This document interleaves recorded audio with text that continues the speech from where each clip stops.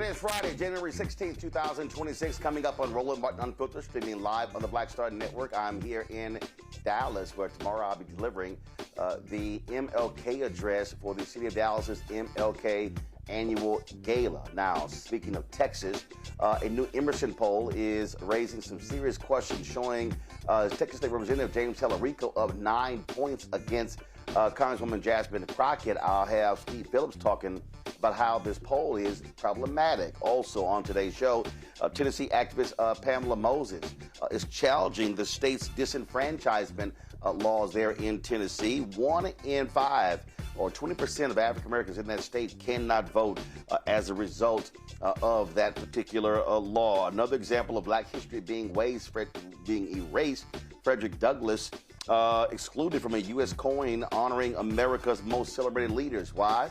Because of white supremacists Donald Trump and MAGA. Also, a Texas A&M University professor is calling out the university over them canceling his ethics class and him finding out like he was a regular nobody. He'll join us on the show as well. Plus, we have, of course, Black Star Network headlines with Brittany Noble.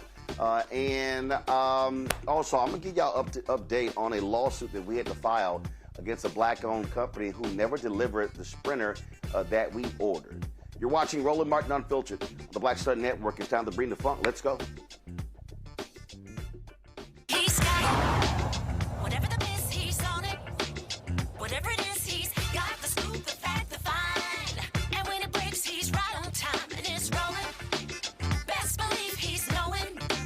Putting it down from sports to news to politics. With entertainment just for kicks, he's rolling. It's on go, y'all. It's Roland Martin, rolling with Roland now. He's funk, he's fresh, he's real, the best, you know he's Roland Martin now.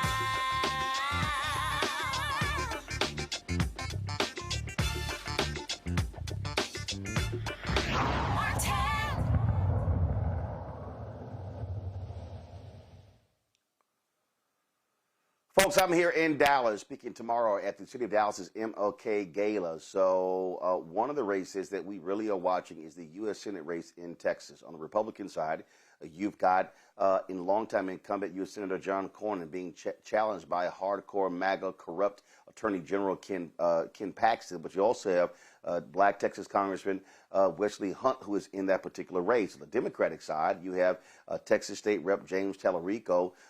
Many people say he's a TikTok star for many of the videos that he has posted of him challenging Republicans in Texas. And of course, the woman Donald Trump despises, Texas Congresswoman Jasmine Crockett. Yesterday, Emerson College dropped a poll that shocked a lot of people, showing that Tallarico was up 9 points against Crockett. Now, you look at all other polling that's been taken, Crockett has had anywhere from a 7 to 12-point lead. So this poll raised lots of questions, and folks started looking at the methodology of how this poll was taken. Joining us right now is Steve Phillips. He is a host, author as well. And so Steve was breaking this whole thing down on social media. And so I want to talk to him about it. Steve, glad to have you back on Roland Martin Unfiltered. So walk us through the issues that you have with this Emerson poll that, again, a lot of folks have been talking about, because folks were stunned and shocked to see a poll showing Crockett down 9 points to Tallarico. Right. Yeah, there's a lot of problems with it. And let's just start with, when you dig into the specific numbers and they break out the Democrats specifically, that Crockett leads among the Democrats.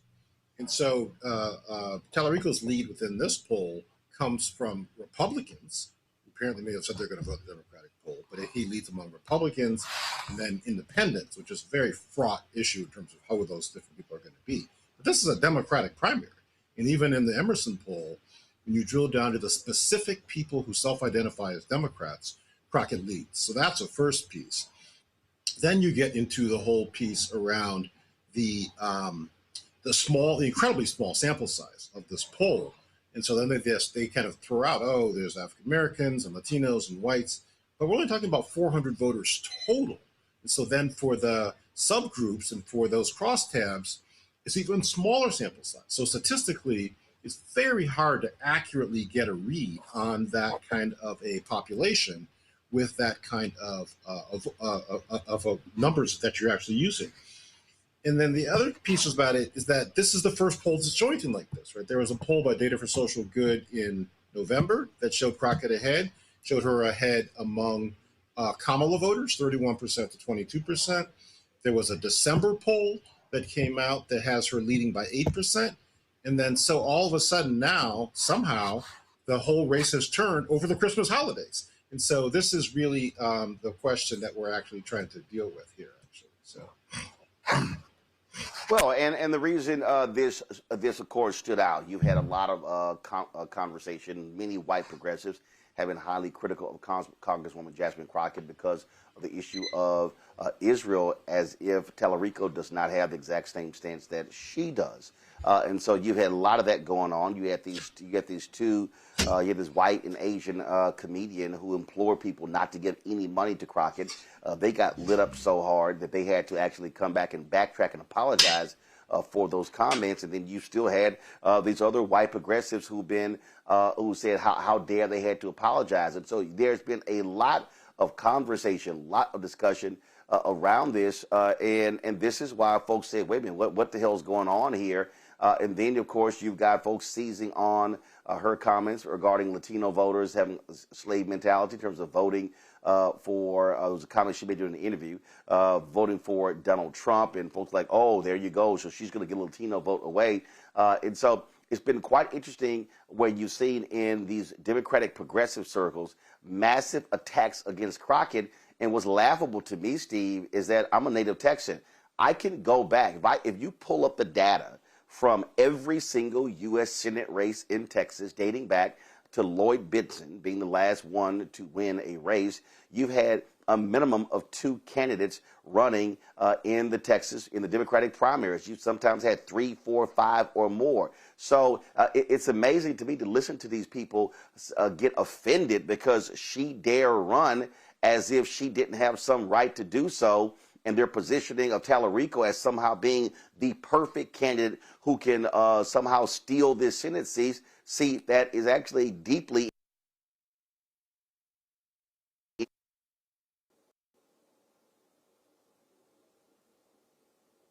Yeah, so this Steve, really you got me? late.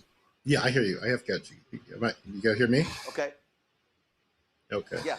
It's really laid bare many of the problems within the progressive movement and the Democratic Party within this country, both in terms of the reluctance and the higher level of skepticism and doubt, both on race and gender lines. And so there's a predisposition to want to and feel comfortable to actually attack the Black woman candidate that I don't think there's a lot of self-awareness about in the Democratic Party. And then the other part about this is that there's this article in the New York Times, right, saying that Tallarico was the savior for the Democrats. And there's this deep-seated desire among Democrats to find the right white candidate who's kind of this age of enlightenment person who can reason with voters, go on Joe Rogan, and then win over the Trump people and get them to see the error of their ways. But Texas has had 30 years of Democrats not winning. And so it really is a fool's errand in that regard, at the same time as there are 5 million people of color who did not vote in the last midterm election. So that's where the upside is. And so which candidate offers that hope? Well, I've had to push back against many of these people saying, y'all clearly don't know a damn thing about Texas. The reality is 60% of Texas is Black and brown. 60% of Texas is made up of Latinos, African Americans, Asian Americans, Native Americans. 40% white. Yet, when it comes to voting, 60% of the people who vote are white, and 40% are Latino, African American, Asian American, Native American. So the reality is, what I have been saying for the longest is Texas is an unorganized state. Now, it does not mean that you don't have Black conservatives, Latino conservatives, Asian American conservatives. They exist. Native American conservatives, they exist. But the reality is that's what you find in this state. Democrats have frankly given up on this state for a very long time. When Beto O'Rourke ran against Senator Ted Cruz, he lost by 2.5 points. Then Congressman Colin Allred almost lost by 10 points to Ted Cruz last year.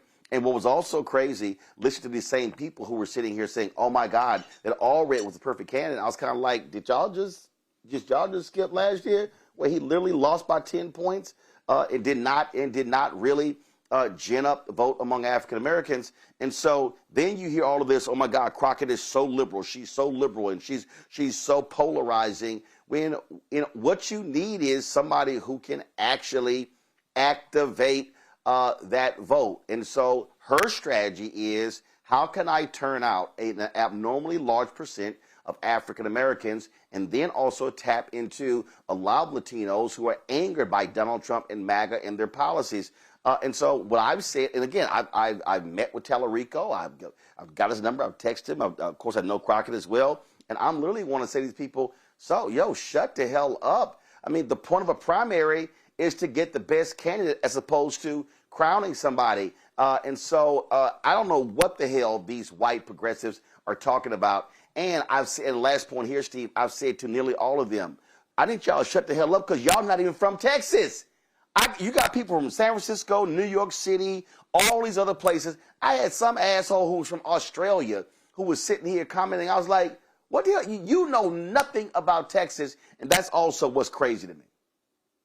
Right, yeah. And so this gets back to this piece about the model candidate. And then can we find, they're saying, the right white person who can reason and appeal and be able to win over white voters in a state that has 5 million non-voting people of color. There's almost 3 million eligible African Americans, and you only need like 4 million votes to win the statewide election and whatnot. And so the total upside is very clear from a mathematical standpoint. Getting more people of color inspired, engaged, organized, as you're saying, and mobilized. That's the path to victory within Texas. Not this notion about this time we're going to magically find somebody who can actually appeal to the Republicans and win them over. That hasn't worked for 30 years. And so we need to go a new direction. Crockett clearly represents that direction.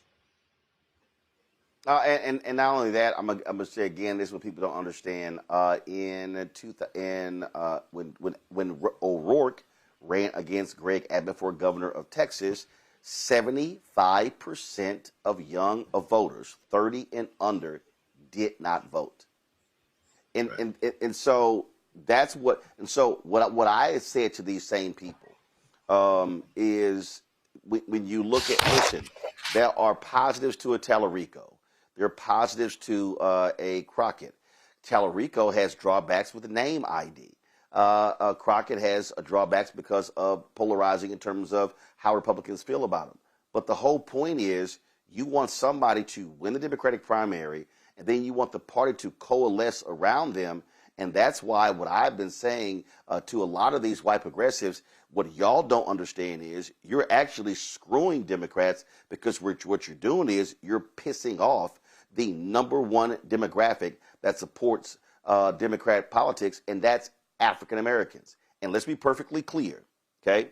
No Democratic candidate, I don't care who that person is. And again, Tallarico's a great guy, but there is no Democratic candidate who can come close to beating a Republican in Texas if you piss off the one group that represents the largest group of eligible black voters of any state in the United States, and that's black Texans.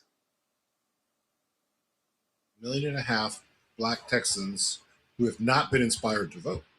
And so where are we going and focusing on that? So you're 100% correct, too, is that these progressives are actually undermining the prospects for unity after the primary by all these attacks on Crockett. Tallarico has a platform and a program to put forward and a track record. You should do that.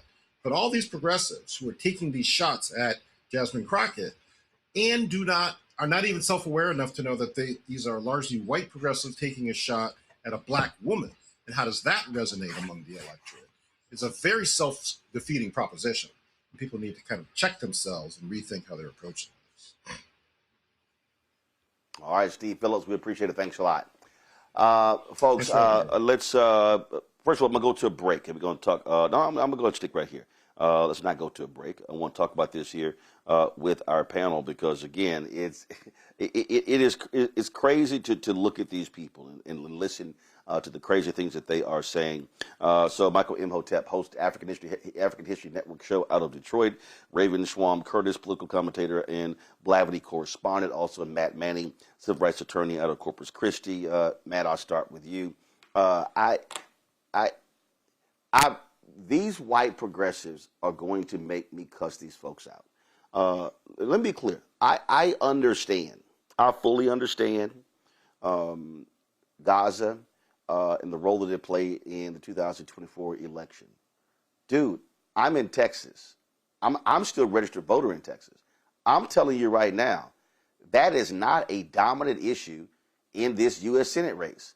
It's not. And if you want to talk about, you want to attack Congresswoman Jasmine Crockett, and now the new one, they're saying, she's getting money from the crypto industry, and that's bad, as if not other Democrats are doing that, then guess what? What's on the other side? On the other side is a hardcore supporter of Israel in Senator John Cornyn, somebody who backs Donald Trump and the MAGA agenda, and then you have a corrupt Texas Attorney General who is crazy and deranged, who actually could upset Cornyn because Texas Republicans want to be so hard right and so MAGA. So you mean to tell me you would stir up this level of dissension knowing full well that what you should be focusing on is trying to turn out as many Democrats as possible and organizing and mobilizing this state? These people are stuck on stupid.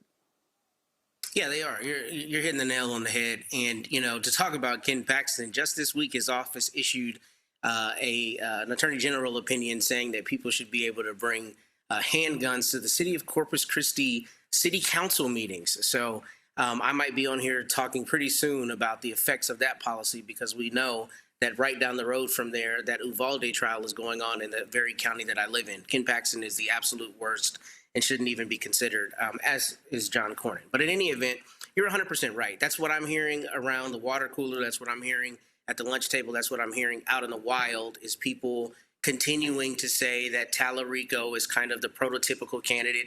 And I think, Steve, and you hit the nail on the head. It's the progressives wanting to find what they believe to be the white savior, the person that they think is going to be most palatable to the crazies out in West Texas who are absolutely not going to vote Democrat anyway, who they want to bring over.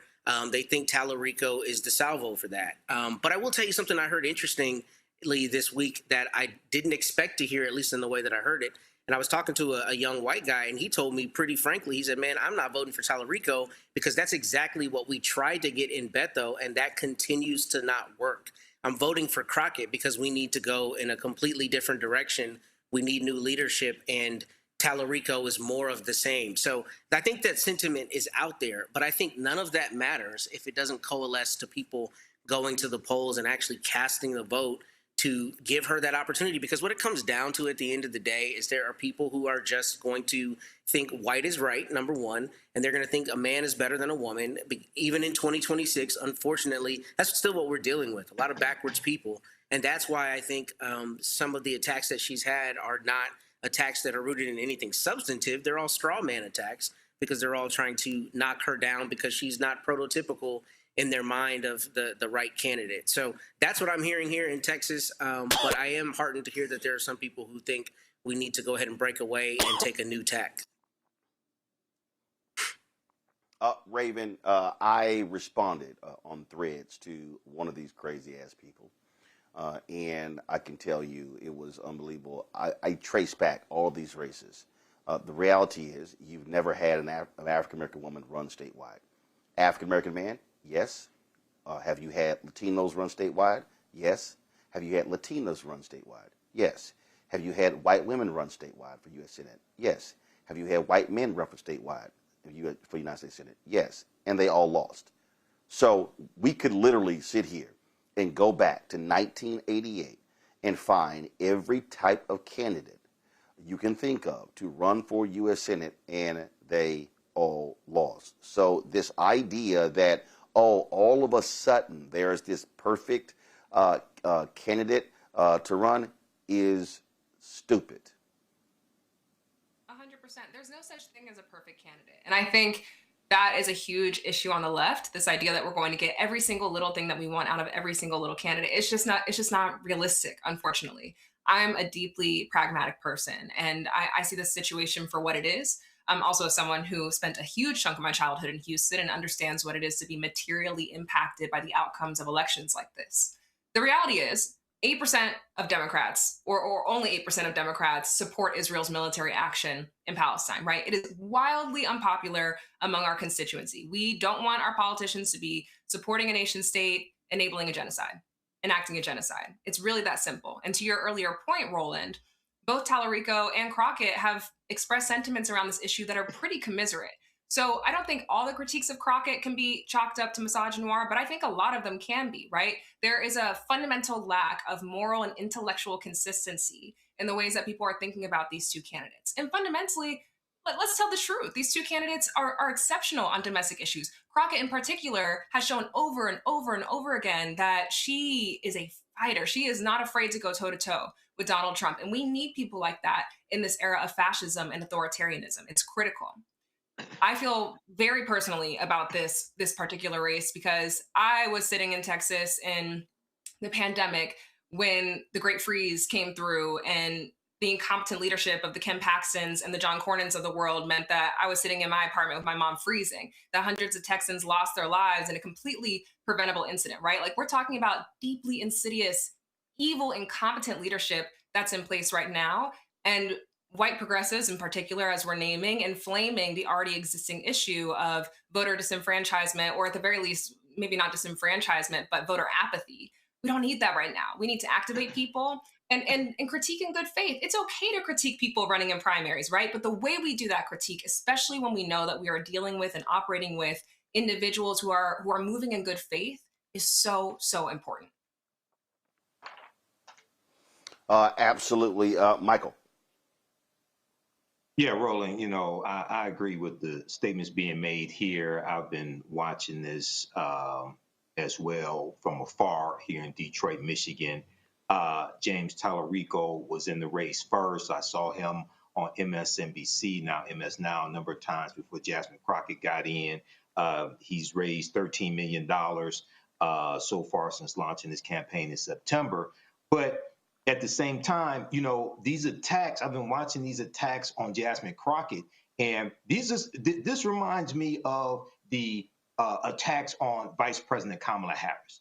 And people wanted to hold Kamala Harris to a standard that they didn't want to hold Donald Trump to. And I've said before, you can't put Democrats under a microscope and then put a blindfold on when you deal with Republicans, right? The same criticism you have of Jasmine Crockett, you have to have of John Cornyn, Wesley Hunt, Ken Paxton. So a lot of these people on social media and TikTok, things like this, one, don't live in Texas. Two, don't even know who's running on the Republican side, because the people on the Republican side are much worse than Tallarico, Jasmine Crockett, any of this, right? So, and this is where a lot of these progressives shoot themselves in the foot. Okay, they did the same thing with Kamala Harris and Donald Trump. Didn't turn out because of Gaza, and Trump doesn't give a damn about the Palestinians, right? So hopefully Jasmine Crockett is able to pull this out. I think the primary is in March. I think it is, Roland. But I like the analysis. Yeah, primary is March 6th. Yeah, March 6th. Yeah, because I've been paying attention to this. I like the analysis you have from Steve Phillips as well, because this Emerson poll appears to be an outlier from some of the other polls that show Jasmine Crockett doing much better. Well, I just think that again, for a lot of these people who are talking, a lot of them who are running their mouths, if you don't know anything about the state, the March 3rd primary, if you don't know anything about the state, seriously, be quiet. You don't know what the hell you're talking about. And I just don't understand what some of these people are thinking and operating. All right, y'all, going to go to a break. We come back, more Roland Martin Unfiltered right here on the Black Star Network.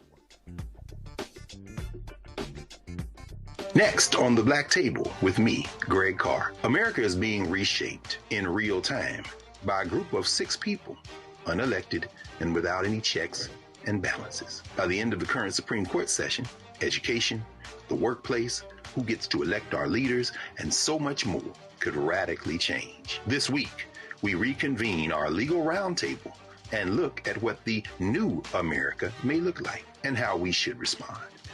That's next on the Black Table, right here on the Black Star Network.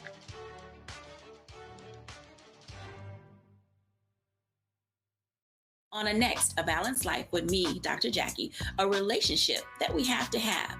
We're often afraid of it and don't like to talk about it. That's right, we're talking about our relationship with money. And here's the thing, our relationship with money oftentimes determines whether we have it or not. Balancing your relationship with your pocketbook. That's next on A Balanced Life with me, Dr. Jackie, here at Black Star Network. If in this country right now, you have people get up in the morning and the only thing they can think about is how many people they can hurt, and they got the power, that's the time for mourning. For better or worse, what makes America special, it's that legal system that's supposed to protect minorities from the tyranny of the majority. We are at a point of a moral emergency.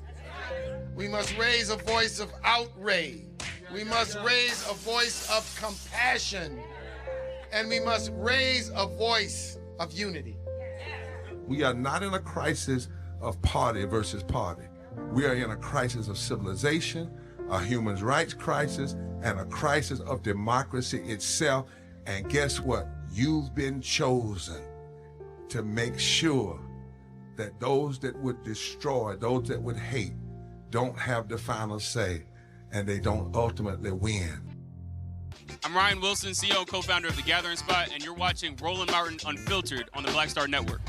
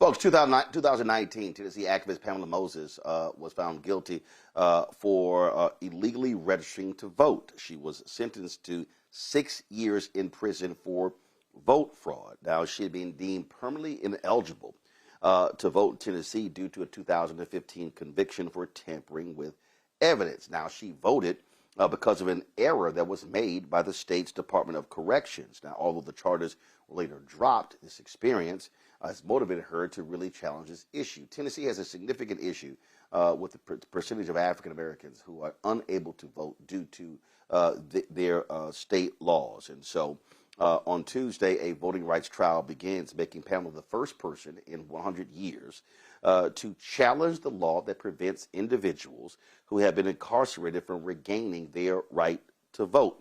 If successful, this ruling could automatically restore voting rights for more than 500,000 Tennesseans. Joining us right now is Pamela and her attorney, John Habenreich. Glad to have the both of you here on the show. Pamela, we had you on before. This is an issue just today, not just today, but this week in Virginia. They moved forth with the second time that would move to a constitutional amendment that would restore the voting rights of the formerly incarcerated in Virginia. We saw what Desmond Meade and the Florida Rights Restoration Coalition did in Florida, where they got Amendment 4 passed, restoring the rights to 1.4 million people. This thing is real when we talk about how these states like Tennessee and Mississippi and others have felony disenfranchisement. Yeah, it's real. It's more than real because it has collateral consequences when you restrict a person's right to vote. In Tennessee, you not just keep them from voting, but you prevent them from holding public office. And so the reason why this case is monumental, as you know, I ran for U.S. Senate in 2024 against Marsha Blackburn, who's now trying to run for governor here. But I couldn't run for mayor, city council, school board, or alderman. If you are unable to register to vote, you're unable to run for any state offices. So essentially, by them prohibiting people from being able to register to vote and vote, they prohibit them from being able to represent people. And that's why you have a state that is bloody red with a governor that's red, attorney general that's red, all the state reps, I think it's about 80-20 that's red. And when you have it locked and loaded like that, you can't get any change because they don't have to. You have no leverage because everybody is caught up in partisan, beliefs. And, that was one reason why I ran as an independent, to give people who were on either side a chance to look at me as a candidate and as a person. And so it's very real. And I appreciate the things that I learned when I met Desmond Meade and other people. And I think that's phenomenal what Florida did and Virginia. And I think it's time for Tennessee to do the same thing.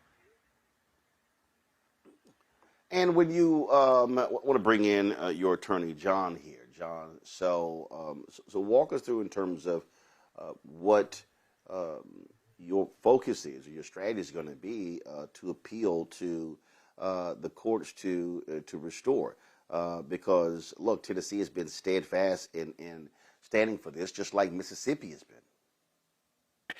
Yeah, you're exactly right, Roland. Tennessee has a long history of really pernicious felony disenfranchisement laws. We are one of the worst states in the country when it comes to the percentage of Black Tennesseans who are being disenfranchised. We have a really pernicious permanent disenfranchisement regime. It really goes back over 100 years. So we have several claims in this lawsuit. We have an equal protection claim because we have a statistics expert who has been able to really crack open the vault of data here in Tennessee and prove beyond a reasonable doubt that there is a massive disparate impact on Black Tennesseans when it comes to felony disenfranchisement, 3-to-1 or worse when compared to white voters. In some counties, it's 10-to-1. So we are going to be proving that on the stand through the state's own data, that this has a massive impact on Black Tennesseans. We also have claims relating to the history of felony disenfranchisement in Tennessee. Tennessee began with a commitment to voting rights early in the 1800s, and in fact, during the Reconstruction era, passed a constitutional amendment that was specifically designed to protect suffrage and to stop the state from ever manipulating the votes of its people. Unfortunately, just was with poll taxes and literacy tests and grandfather clauses, felony disenfranchisement really is the last vestige of Jim Crow. And we're here to challenge that, and we're excited to do that on Tuesday. So in terms of the Tennessee law, what does it all go back to? When did this start? Because I think about Virginia, where you had a white legislator who literally said on the floor, "We are doing this to keep the niggers from voting." And that stood all of this time. And when Terry McAuliffe was governor, he highlighted this, and he tried to do a mass restoration, but the law says the governor has to do, each individual person must sign for each person. And they did that for a number of people, and they've been doing this, but now they want to put it in law. So what was the impetus in Tennessee to make this the law? So going back over 100 years, we've had a history in Tennessee of adopting laws that work both practically and through the legal system to disenfranchise Black voters. There's been a long history after the Civil War, after Reconstruction, and with the advent of Jim Crow, of Tennessee passing a series of laws like poll taxes, like literacy tests, like felony disenfranchisement, that worked specifically to deplete the power of Black citizens in Tennessee. Over the course of years, those laws have changed. They've taken a little bit different format. They've been amended, but they've never been done away with. And in fact, what happened in this case is that for a long time, Tennessee did not have permanent felony disenfranchisement. But in 2006, unfortunately, during an attempt to make it easier for people who had been convicted of felonies to restore their voting rights, during that process, an amendment was slipped into the bill that would, while at the same time allow certain people to get their rights restored, would have another category of people like Miss Moses who would be permanently disenfranchised and could never get their voting rights back. So unfortunately, it was one of those situations where a poison pill, so to speak, was slipped into some legislation that was introduced for a good purpose. And unfortunately, with the power shifts in Tennessee over the last 10 or 15 years, very little progress in the legislature has been made to try to reverse that. And so we've decided, along with the bravery and strength of Ms. Moses herself, who started this whole thing, we decided that litigation is the way that we're going to have to fix this. Pamela, look, we understand the impact of the law on African Americans, but this impacts white folks in Tennessee too. Are there white Tennesseans who are standing with you, saying, "Hey, we support your effort as well"?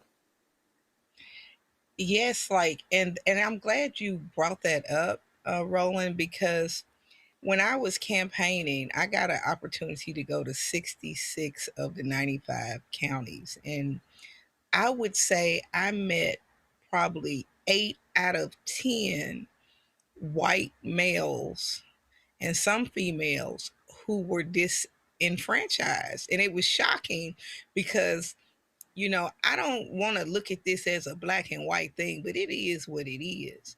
But at the same time, Tennessee's population is not made up of majority black people.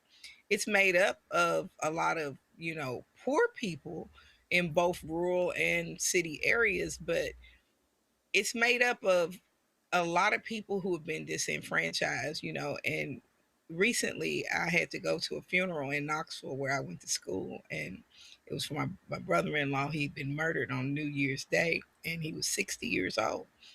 And the last thing he said to me when I was running for office, he was like, you need to leave those white people alone. Don't be getting involved in those politics. And I was like, why? He was like, I'm just playing with you. He was like, I can't vote. I'm a felon. He said that, but I'm going to tell everybody I know to vote for you. That was the last thing a 60-year-old black man told me that never got the right to vote before he died. And he was a victim of gun violence. And so what I say with this case, this isn't about black or white. This is about right or wrong. Our president is a convicted felon. And the judges that I will appear before, who took an oath, sworn to uphold the United States and Tennessee Constitution, they are going to have to look themselves in the mirror because the future is coming. We're already here. We got robots and Elon and all kinds of stuff going on in Memphis. And if you do not want my children or people who've been, wrongfully incarcerated in prison like myself to have the right to vote, then you can't call yourself an American and you can't be for democracy. And it's very important that people understand that this is the trial of the century. And well, we're definitely going to be. Go ahead. And I hope that people will tune in because you got courts and you got the court of public opinion, and the people need to be watching because Tennessee claims to be a volunteer state. And it's time for us to volunteer to end slavery, because that's what this is. When you deny me the right to vote, you deny me the right to hold office. And that's what they've done. And I think President Trump, John, this really. I think he would John, support this really it is in light of the situation. Well, I won't say he's going to support it, John, because clearly there's MAGA is anti-black in so many different ways, and Republicans, their goal, and let's just be look, this is not just Tennessee, this is across the country. They are on record as saying, if we can shrink the voting populace, we stand a better chance of winning. And unfortunately, race plays a huge role when it comes to voting laws in America. You're exactly right, Roland. I'm counsel at my organization's called Protect Democracy, and we focus on a whole variety of issues. And voter suppression is a huge one. We have done felony disenfranchisement cases in other states, North Carolina, got one in Virginia right now. But we recognize that this administration, one of its primary goals is voter suppression. We've seen it come out of the president's mouth. We've seen it come out of various other people in the administration talking about making it harder to vote. You see devices all over the country, including in Tennessee, voter ID, limits on, so-called line warming, cutting down on early voting, cutting down on voting days. This is part and parcel of a number of tactics that the administration is using with as you say, the deliberate intent to stop people from voting. And when you look at the history of authoritarians, when they come into power, one of the targets right off the bat in every situation throughout history is marginalized communities. And at Protect Democracy, we recognize that, and we are prepared to fight back on behalf of these marginalized communities, fight back on efforts to suppress the vote, and fight back on efforts to transform our democracy into something more authoritarian. That's the whole mission of our organization, and we think this case is a big part of fulfilling that mission. All right. Well, look, good luck. Will this take place in state court or federal court? State. It's in state court. Supreme State Court. We're in 140 Adams, 10 a.m. Tuesday. We're in the Tennessee State Supreme Court, but it's a state issue. And do they allow? I'm not familiar. Do they allow live streaming, or is there no streaming? Oh, it will be live streamed on their YouTube with the Tennessee Court of Administration. All their cases are live streamed. Okay. So if you're not able to attend, watch it. All right. Well, good luck, Pamela. Good luck, John, and thank you so much. Good luck with this. Good luck with this case, because it truly is important. Thanks a lot. Thanks so much, Roland. Thank you. Have a good day.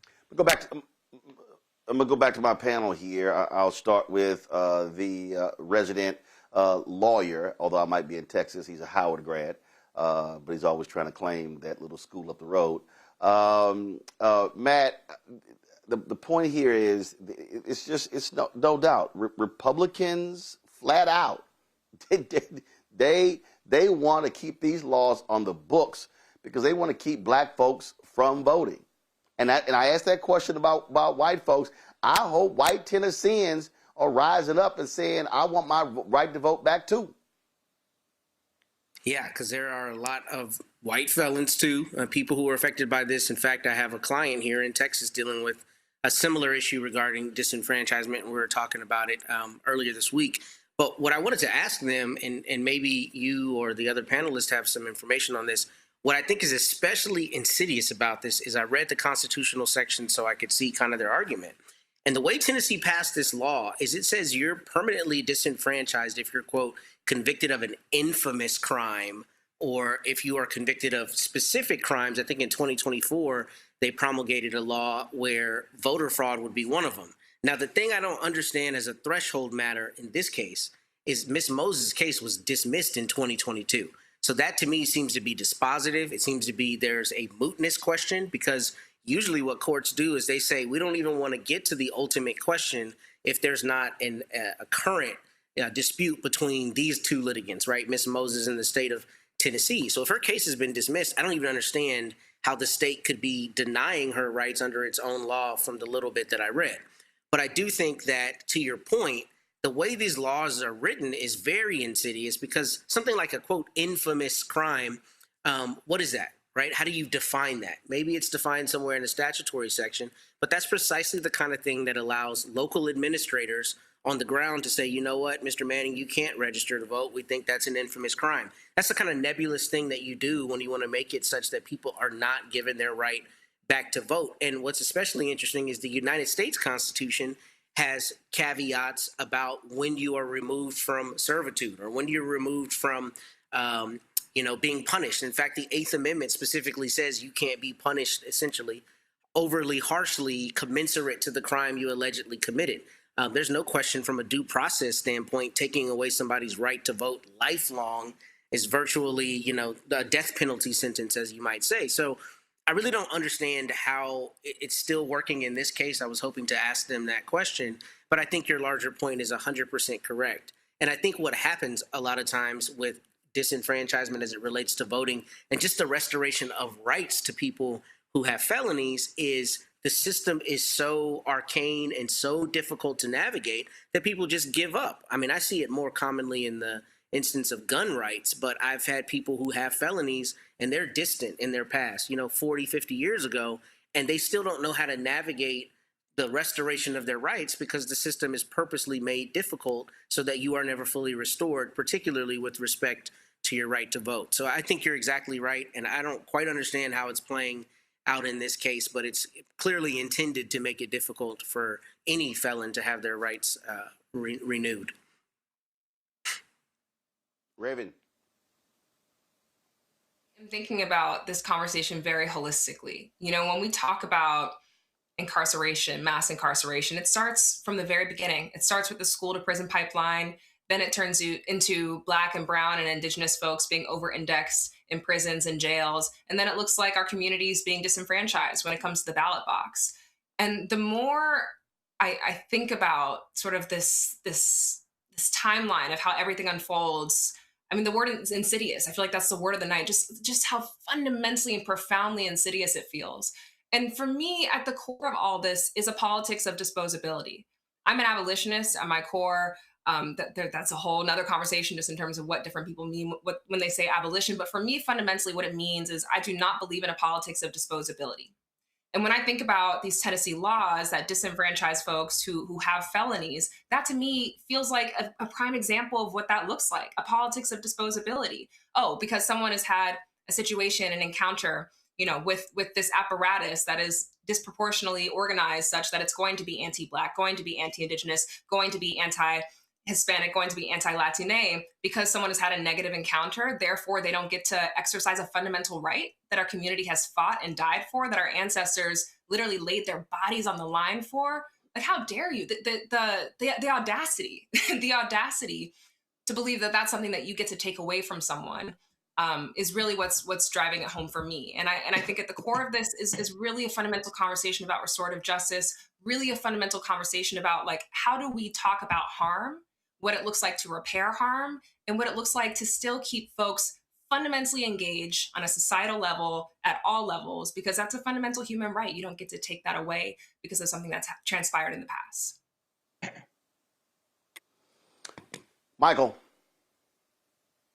Yeah, Roland, when we look at this, we see after slavery ended, we see during the Reconstruction era, these felony disenfranchisement laws being put into place in various southern states. The earliest one that I see is Florida in 1868 when they rewrote their state constitution. Tennessee's dates back to the 1870s.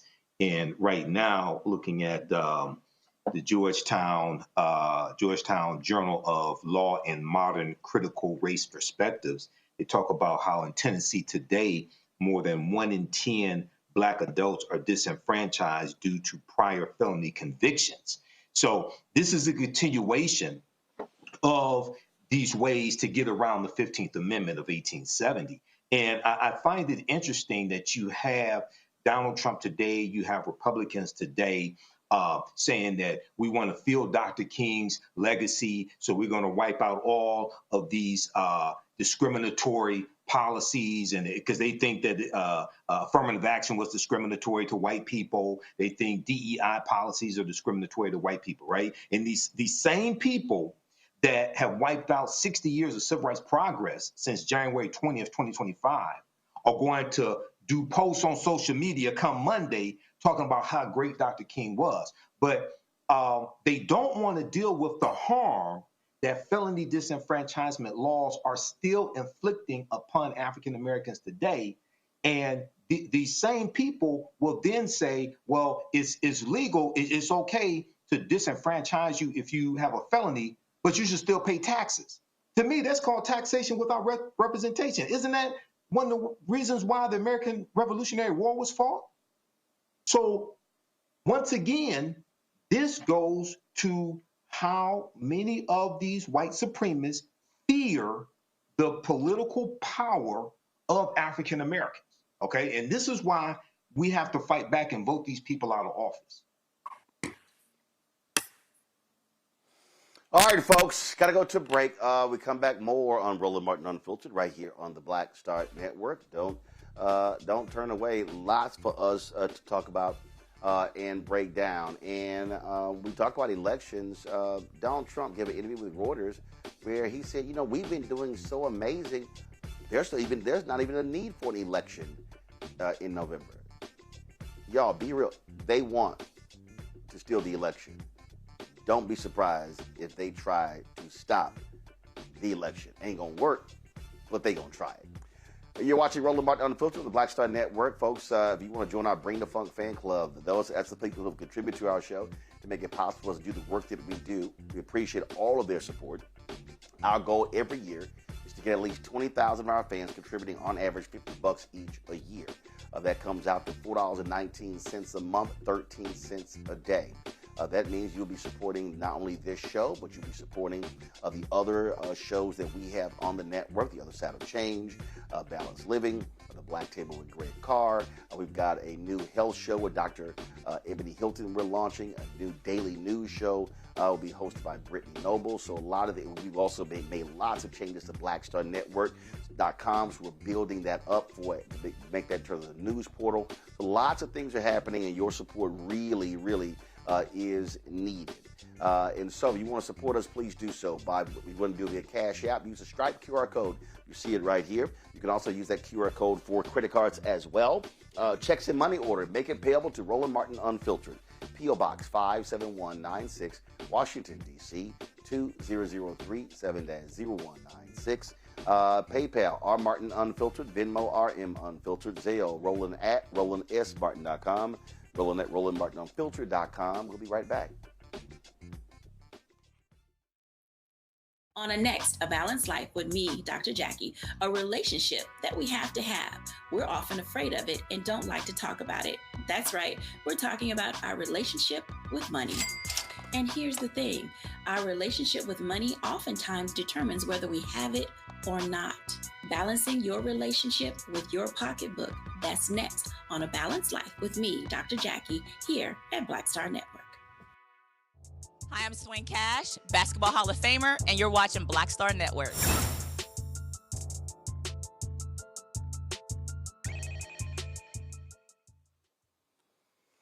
All right, folks, welcome back to the show. And let me also remind folks, if you have the Black Star Network app or haven't downloaded, we have a new provider, so you need to actually establish a new password to make sure that the app is working. So please, let's do that. And so again, establish a new password for your app. And so just want to let you know that we've had some people, they've had some issues, and so they're like, man, what's going on? It's not working. Well, that's what's going on. All right, folks. Let's go on to our next story. We've been covering a lot of these crazy stories that have been coming out. And how many times have we told y'all that what we are looking at right now is a white supremacist administration, an administration that does not give a damn about black people. The actions they have taken are perfectly clear. when it comes to denigrating, ignoring black people. Well, this year, the United States celebrates its 250th anniversary, and already MAGA is doing all their part to erase black people from this history. So the plan was, it already decided that 2 African Americans were going to be honored being on a U.S. coin. One of them was Frederick Douglass. These will be put out by the U.S. Mint. Well, of course, now we know the Maryland-born Douglass, born a slave, the unbelievable life, career, orator, newspaper publisher, all those different things. But Trump and his white folks said, nah, we're not doing that. Well, joining us right now is Ventress Gibson, the immediate past director of the U.S. Mint, to talk about this here. Ventress, so take folks through what was already decided and how long that process was. How many coins are we talking about? How many Americans are going to be honored on these coins? The coins that are out now are not representative of the designs that were approved by the former Secretary Janet Yellen, approved by the Commission on Fine Arts, the Smithsonian Institute, and others. We worked diligently with Ruby Bridges' family and herself, of course, and Frederick Douglass, the appropriate contact points for that. But what is so important about this is the Semi-Quincentennial Commission Act of 2016 said very clearly they wanted a complete picture of American history. That was one requirement. The second requirement was to include women. And thus, when I was there as the director of the Mint, went out on a survey to the public where we framed the various pieces of history throughout the United States and had the public vote. We ran various groups, we did surveys, and as a result, we came up with the various periods of history. And then from there, asked the public, well, here's who do you think should? So we did engage the public. I probably went further than you wanted me to go, but that's just the backdrop. No. That's actually what I wanted. Okay. And so what were the total number of coins that were going to be issued? The nickel, dime, penny, quarter, dollar coins, all would change. And the act required that the one change to the circulating coin, which is that group of coins, nickel, dime, pennies, quarters, etc., was to have 1776 to 2026. The designs, however, would come from our medallic artists, as well as our artists that we have in the United States Mint, highly talented people. And they work feverishly and really try and tell the story through medallic art. And that is exactly what they did. So there were numerous renderings. I have one that I can just hold up to the screen for you because I think you would be very pleased to see it. Sure. Okay, here's an example. This is Ruby Bridges. So those are 2 different designs that Ruby approved. And what we do is after we've worked with her and her team and our artists, we then take these designs and they go out for review and approval external to the Mint and external to the family and others. It comes back, here's what we want. And then we prepare a package with the Secretary's coinage task force, advisory committee, that principally makes recommendations to the Secretary. And that was approved and we began the work. Because remember that the bill was signed in 2016. The work began in 2022, putting everything together for us, that is. And it takes about 18 months to pull this off. And all the number of designs, remember, we're talking about 250 years of history. We also made sure that we included the Native American population so that we had that story. And I was honored to have worked with the U.S. Treasurer, who at that time was Lynn Malerba, and she was a chief of an Indian nation, as they affectionately refer to it as. But more importantly, the designs were in the 20s and 30s because we wanted to make sure we captured the essence of what exactly our history should say. And I have to tell you, if you saw these designs, the voting rights, women, the abolitionist part of our history, and it was nothing negative. It was all positive. Because, Roland, the reason why I wanted to come and tell you guys this today, I am floored at what I see, that the tapestry and the richness of our country as it relates to us as a people, African Americans, Black Americans, whatever we want to use today. The bottom line is this: we have been cut out. Cut out. We aren't, the Treasury's not even following the legislation. And I find it unacceptable. Another pin in stopping us from moving forward, eliminating us from history.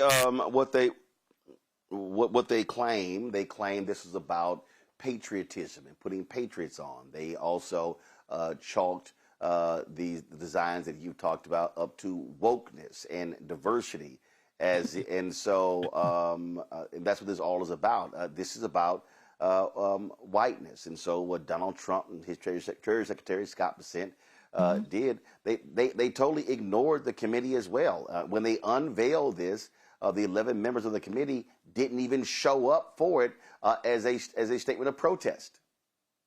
Well, here's another to add to that. The law requires us, as well, I'm no longer with the Mint, but it was the best job ever. I loved all the work we did there, especially for connecting America through coins. But the bottom line is this president violating the law and having the Mint put his image on a coin, a circulating coin. And the reason why it infuriates me so is the law says no living president shall go on a coin. So I want to offer, okay, if you want to put Trump on there, a significant part of our American history is that we had an African-American president and an African-American vice president. That's historical for all of our 250 years. And yet a living president like the one we have in office is really trying to erase us as a people. And we've got to do something different, Roland. That's why I decided I was going to find out who else can I tell that this has got to stop. I offered that why don't we find an African-American coin company and share these designs. They will not be circulating coins, of course, because it's really too late to do that. But giving our people an option, letting our children know that when you hold this coin in your hand, you are part of that history. Right now, the coins that are out there, and the Mint has said this, and I was surprised by that as Americans, when we hold these new coins in our hands, we will feel the connection to coins. I want to feel connection to my people. I want to feel that we are part of this country and have been, and so significantly so. And I want to stand and say, no, if it's up to me, I can try and do as much as I can in reaching out to others. And that's why I reached out to you, to Mike Dyson, and to you. Thank you. Well, this goes to show you the kind of folks that we have there. And when you are a massive narcissist, there's no shock that he would want to put his own face on a coin, and then he would have his lackeys defend doing so. And that's exactly what we're dealing with. Well, Ms. Gibson, we certainly appreciate you joining us, apprising us of this. And we certainly hope, as a result of this, more people become aware of this. And, of course, we'll be pushing this out through all of our social media channels as well. Thank you. And I just leave you with this, that Dr. King told us that injustice anywhere is a threat to justice every day. And we are realizing it every day. And yes, indeed, we are. We appreciate it. Thanks a lot. Thank you. Raven, I'll start with you. Let's just be real clear, and I got no problem saying it. These people, it's whitewashing. It's white supremacy. At the end of the day, their whole idea is like, oh, no, we don't want to talk about those things. We don't want to talk about women's suffrage. We don't want to talk about slavery. We don't want to talk about civil rights, because no, that's not how we should be talking about the power of what it means to be an American. They want to overlook those things as if they didn't exist. And so that is what we're dealing with. We are dealing with white supremacists who want to hold up a white view of America in its 250th year. That's absolutely right. This is straight up a historicity. And honestly, I'm somewhere between enraged and like on the verge of tears almost, because it's so sad and so shameful that 250 years into this project called the United States of America, the leaders in this country still refuse to reckon with this nation's original sins. Chattel slavery, indigenous genocide, land theft, the list goes on and on. And the alternatives of who they want to put on those coins are the founding fathers. This administration is obsessed with the founding fathers. But let's break it down, right? James Madison, enslaver. George Washington, enslaver. Thomas Jefferson, enslaver and assaulter. Let's not forget about Sally Hemings, right? They just keep showing their colors over and over and over again.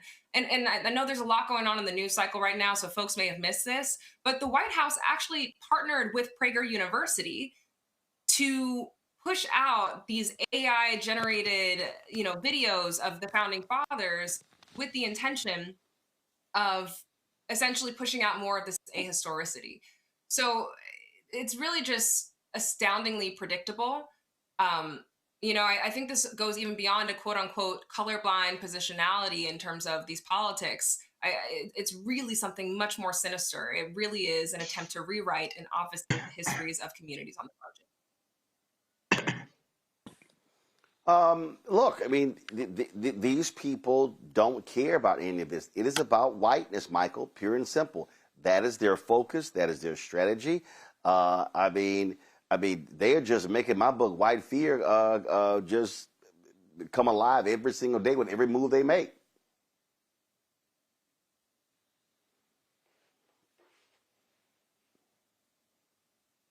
Can you hear me? Okay, I've got you. Yeah, we got you. Yeah. Well, Roland, unfortunately, this is not surprising, and this is just indicative of these white supremacists, white nationalists. And in 2024, they told us what they were going to do. So, this is unfortunate, but it's not surprising. I mean, when you revoke Executive Order 11246, affirmative action, from President Lyndon Johnson on your second day in office, well, we can see that this was coming, And one of the interesting things is we see this attack from Donald Trump on the Smithsonian African American Museum, right? And they want to sanitize it, and they say it talks too much about slavery. Now, in 2017, when he took a tour of the museum, he talked about how it lauded great heroes and how magnificent the museum was, things like this. And New York Times has a good piece called "The War on Wokeness Comes to the U.S. Mint," and they said to commemorate the abolition of slavery, the committee had recommended an image of Frederick Douglass, okay, as the sister just talked about, on the obverse, and shackled and unshackled hands on the reverse, right? So they want to wipe out all these references to slavery. We see his attack on Juneteenth. We see his attack on Dr. King holiday as well. So this is not surprising. This is white people being white people, white supremacists, I should say, being white supremacists. And unfortunately, this is what happens when the wrong people get in power. They do things like this. Matt? So one thing I wanted to ask Ms. Gibson is how the Mint determines what its priorities are when you have, new circulating coins coming out like this, because there's got to be some component there where they talk about, the psychology of a minted coin, the patriotic value, making sure people are on it, all that kind of thing, because I'm sure there's some psychological questions that go into that. So the first question is, how does the Mint even decide how you're going to show? Matt, they got all of that. Matt, no. Right. I said, Matt, what you laying like if you pull up, they got all of that. These folks don't care. Yeah. They just run roughshod. They don't care about the law, the rules, the committee, the choices. They don't care about it was public. They're like, damn that. They went woke, woke. That's wokeness. It's out. No doubt, no doubt. And I agree with you. The reason I was getting to that is because the thing that's really interesting about this is the reason they're saying the quiet part out loud, which is we don't care about anybody who's not white, is the actual theme is something like America's journey to a more perfect union, right? So if you look at the words of their own theme that the Trump administration has kept, that would be inclusive of anybody part of that journey. But instead of making the messaging coalesce with that, instead of saying, oh, this is about, commemorating America's founding or using something that's at least, defensible as a reason that you extricate everybody who's not white and who's not a founding father, they say it's America's journey, and you don't include most of the parts of that journey. We know it's racism. There's no question with that. But it's interesting that this administration has gotten so brazen and they are so used to just making the message that they want to make that they don't even try to enshroud it in anything. They just say America's journey doesn't include Negroes. America's journey doesn't include Latinos, Chicanos. It does not include anybody who's not white. And I think that's emblematic of the fact that every one of these coins is a white person. And that to me seems like if you have any, intellectual honesty, if it's America's journey, it's got to include some, representative of all parts of that journey. And this clearly is not that. And then the other thing about him being a living person on circulated coins, it's crazy to me, the extent to which we as a society have accepted rule breaking from the president of the United States. We talk about it on this show all the time. But I mean, that's about as brazen and unequivocal and overstepping of the law as you get. You're a living person. You can't be on a minted coin. Bump that. I'm about to be on this minted coin. I mean, we're just in Banana Republic territory now because you just do whatever you want. And that's, obviously shown by them rescinding all of the work that had gone in to make sure this was a more inclusive and representative showing of America's journey toward a perfect union. If I can jump in and add on just a little bit. Yeah, go ahead. Sorry, I'm breaking form. I just want to say white people and specifically white men, they're not even giving white women their flowers here. Like, there's no interest in that either. So I just wanted to name that real quick.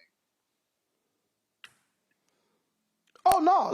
Look, they want white women to get their asses back in the house, not be work, and just lay down, kick out some babies and get your ass in that kitchen and cook. That's literally what these white men are all focused on. But when Matt talked about how brazen they are, listen, we're dealing with a thug. I mean, listen, this fool here, shortly after Netflix made their decision when it came to Paramount, he bought some Netflix bonds. Donald Trump is everything we talked about. He desires to be a king.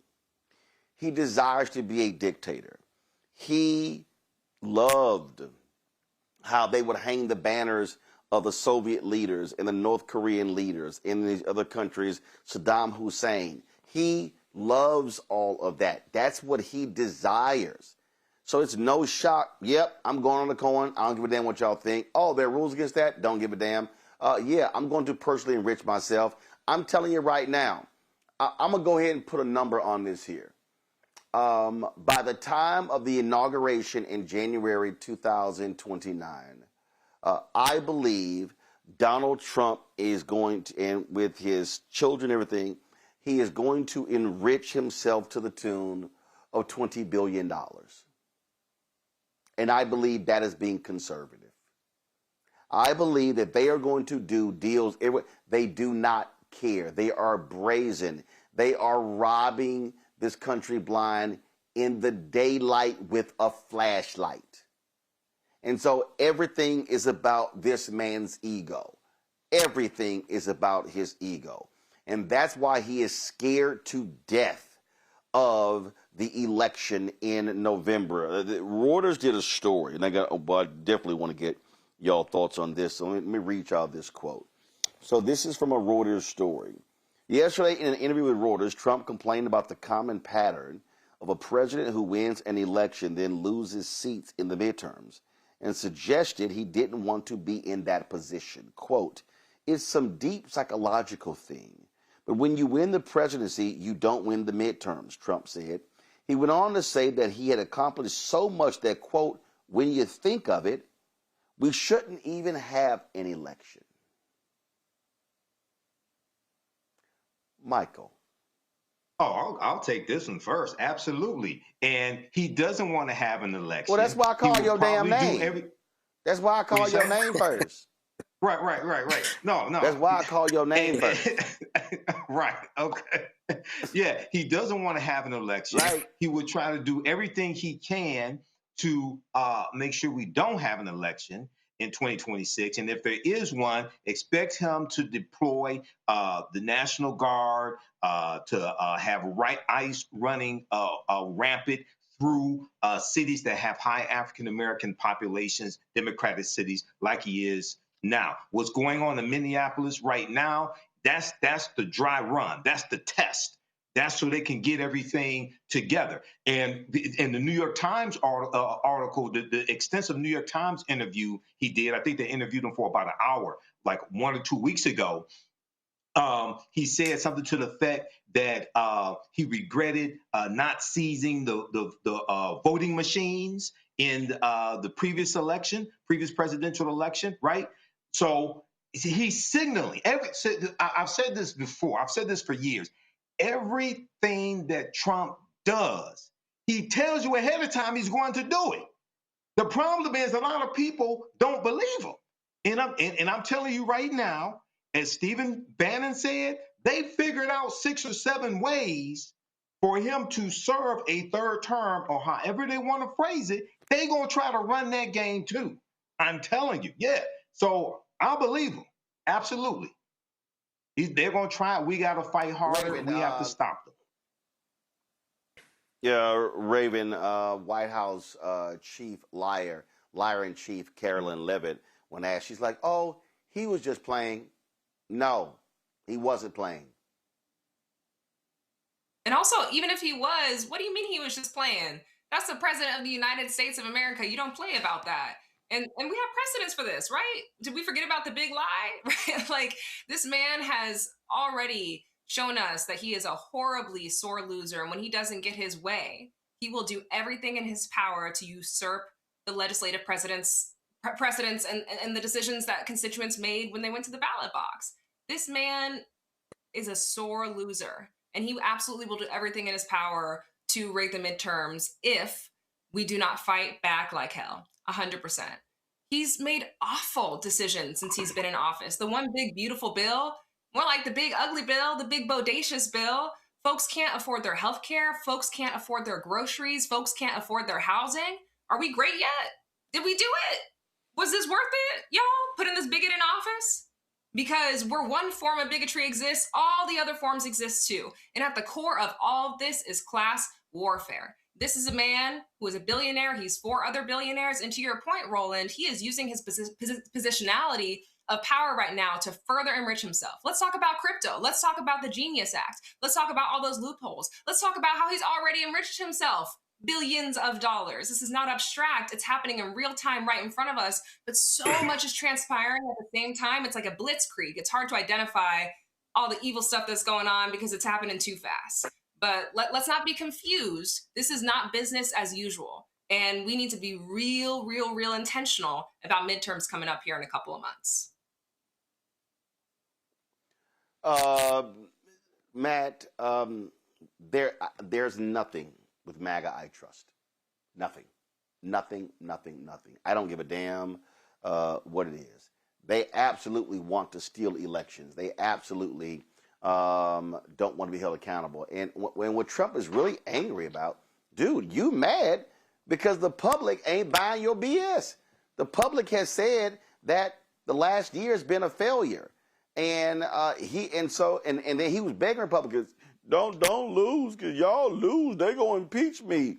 Please, we can't have that happen. I'm like, impeach his ass. Let's go. Yeah, affordability is a made-up Democrat word, right? Even though in the election you were talking about how you're going to put a chicken in every pot, proverbially. But look, here's the truth of it.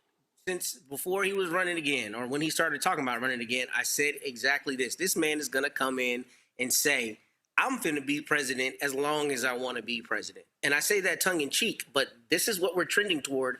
And part of this is all of our fault. What we have done in this society is we have legitimized this stuff that is out in the ether that would just be beyond the pale. I think Raven kind of alluded to it earlier when she said, this is the president of the United States. Before the Trump administration, we not only would have been mortified by this, but it would have probably been political suicide for a president to say we're not going to have elections. But because we're in a banana republic, the president can, quote, make a joke like that, and then Caroline Leavitt can go on and say, oh, he's just joking. No, you don't joke about that kind of thing, because that's the kind of thing that is a fundamental bedrock part of our society. We got to have full and fair and free elections, and you don't get to say that we're not going to have elections at all. So, yeah, he's afraid of being impeached. And he's also able to say whatever he wants to say because we give him a bullhorn to say the bullshit he continues to say. And we as a society talk about it like it's something that needs to be discussed academically rather than said, this is absolutely banana pancakes. We cannot give this a second of our time because it's not a thing that should be discussed or given any credibility. On top of that, you talk about his narcissism and you talk about how egocentric he is. But I think a thing we don't talk about enough is that he is an egocentric puppet. It's James Blair and Stephen Miller and all these crazies who've laid in wait for all of these years to have the perfect person be their bullhorn and their mouthpiece to go out and say all of this insane stuff and to say the quiet part out loud that a lot of people are thinking in their rooms at home when they are tired of seeing black people take their country. That's what we're seeing. We're seeing kingmakers use the puppeteer, use the puppet, act as the puppeteer, and have him enact this insane policy. I mean, we are seriously sitting here talking about the president joking about us not having elections. That's exactly the kind of thing they would get on TV and say, this is why we need to go into X third world country and go depose their government because they're denying their citizens elections. But our president gets on TV and says, I'm not going to have elections, or rather says it in an interview. I mean, I don't even know what we're doing discussing this, because this is the kind of thing that we have come to as a country that we should never have countenanced, and we should never give any kind of time to discuss this kind of stuff. I mean, I know we have to, but we shouldn't be doing it in the way that we are, which is giving it any credibility because it's absurd. Well, many folks said him running for the White House was absurd. And these idiots chose to do it twice. Quick break. We come back. Black Star Network headlines with Brittany Noble. And then we'll talk about the absolute mess that the right wing is creating at Texas A&M University, my alma mater. Talk about being stuck on stupid. You're watching Roland Martin Unfiltered right here on the Black Star Network. If in this country right now, you have people get up in the morning and the only thing they can think about is how many people they can hurt, and they got the power, that's a time for mourning. For better or worse, what makes America special, it's that legal system that's supposed to protect minorities from the tyranny of the majority. We are at a point of a moral emergency. We must raise a voice of outrage. We must raise a voice of compassion. And we must raise a voice of unity. We are not in a crisis of party versus party. We are in a crisis of civilization, a human rights crisis, and a crisis of democracy itself.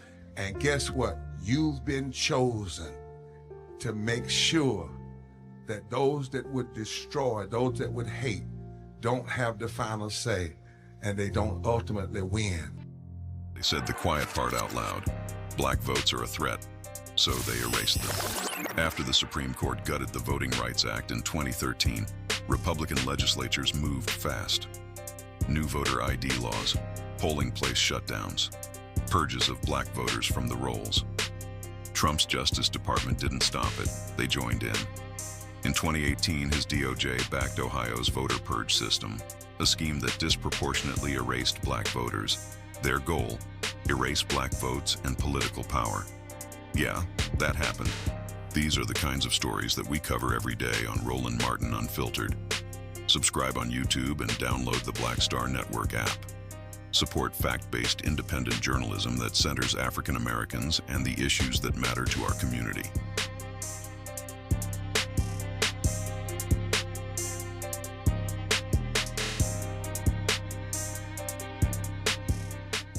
How you doing?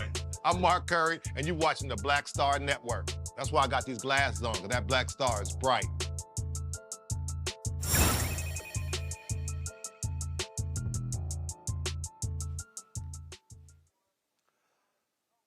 All right, folks, time for Black Star Network headlines with Brittany Noble.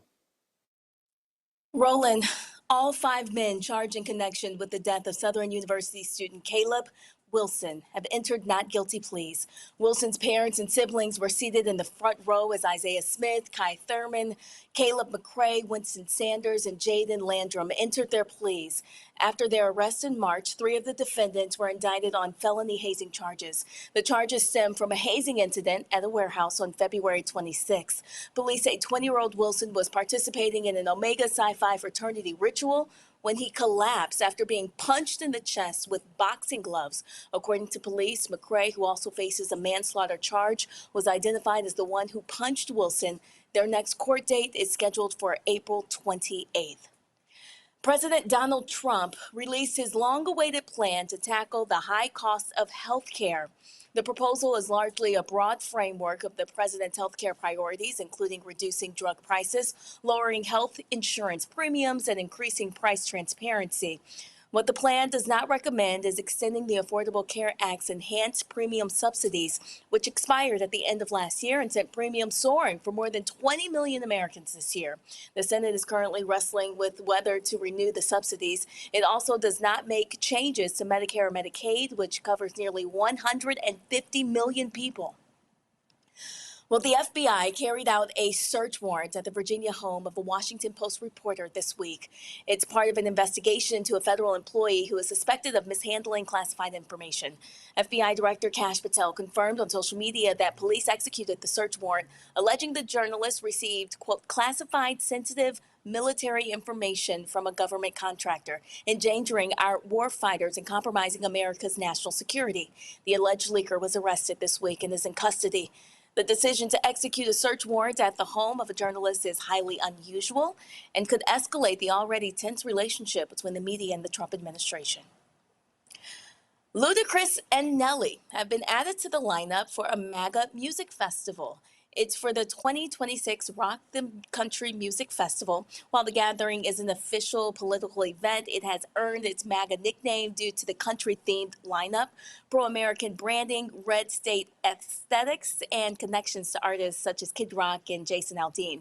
Ludacris will appear on stage in South Carolina. Meanwhile, Nelly will be in the lineup in New York alongside Kid Rock. The pair have been slammed as sellouts and cash chasers. Well, Sierra and Russell Wilson joined the list of couples gaining citizenship outside the U.S. and singer and the Giants quarterback recently visited the West African country for the first time this month and discussed plans to bring American football over to that nation.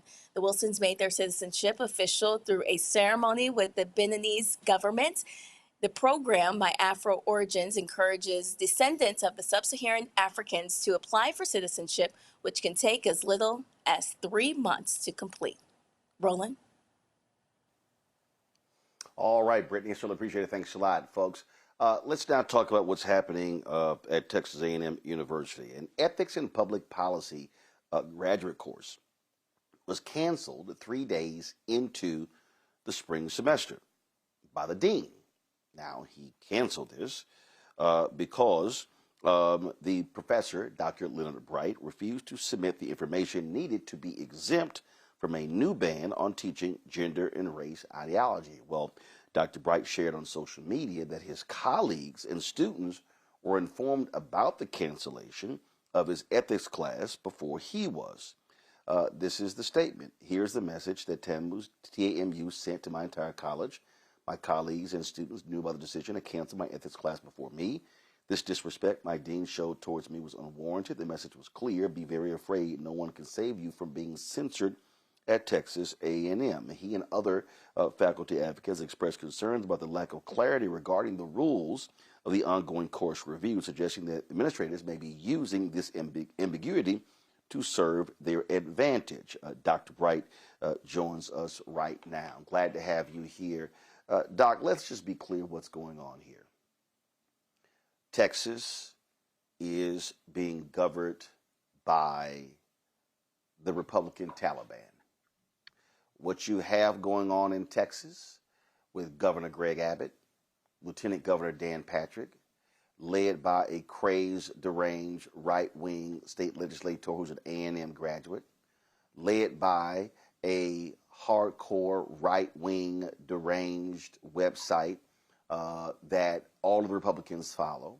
What they want to do is they believe that Texas universities are too liberal, and they actually want to turn Texas A&M into the most conservative institution in the state. They're doing the exact same thing at University of Texas because they believe that they have gone too far left. They are imposing right-wing zealots in leadership positions as chancellors, as presidents, and putting them on boards. So let's be perfectly clear what's going on here in Texas. This is all driven by white Republican politics. I absolutely agree. Yeah, I absolutely agree. And at the end of the day, as you said, they want to create an education system that basically promotes their ideology, and anyone else's sort of perspectives, they want to be censored and removed, or taken through a long sort of arduous process of validating that what you should say they approve of, and it is unfortunate, and Texas A&M certainly is one of those universities that said, at least in the past, that they value a broad, diverse education system, but it is clear that they are turning back on that idea, and now want to for lack of a better word, indoctrinate students toward one political agenda. Absolutely. And when you look at, there's another professor who now says, based upon these new rules they put in place, he can't teach Plato, which is unbelievable. And that's what's going on. They want to take power out of the hands of the faculty senate. The previous president of Texas A&M, General Welsh, will be a very good man. They felt he was too supportive of woke, of diversity.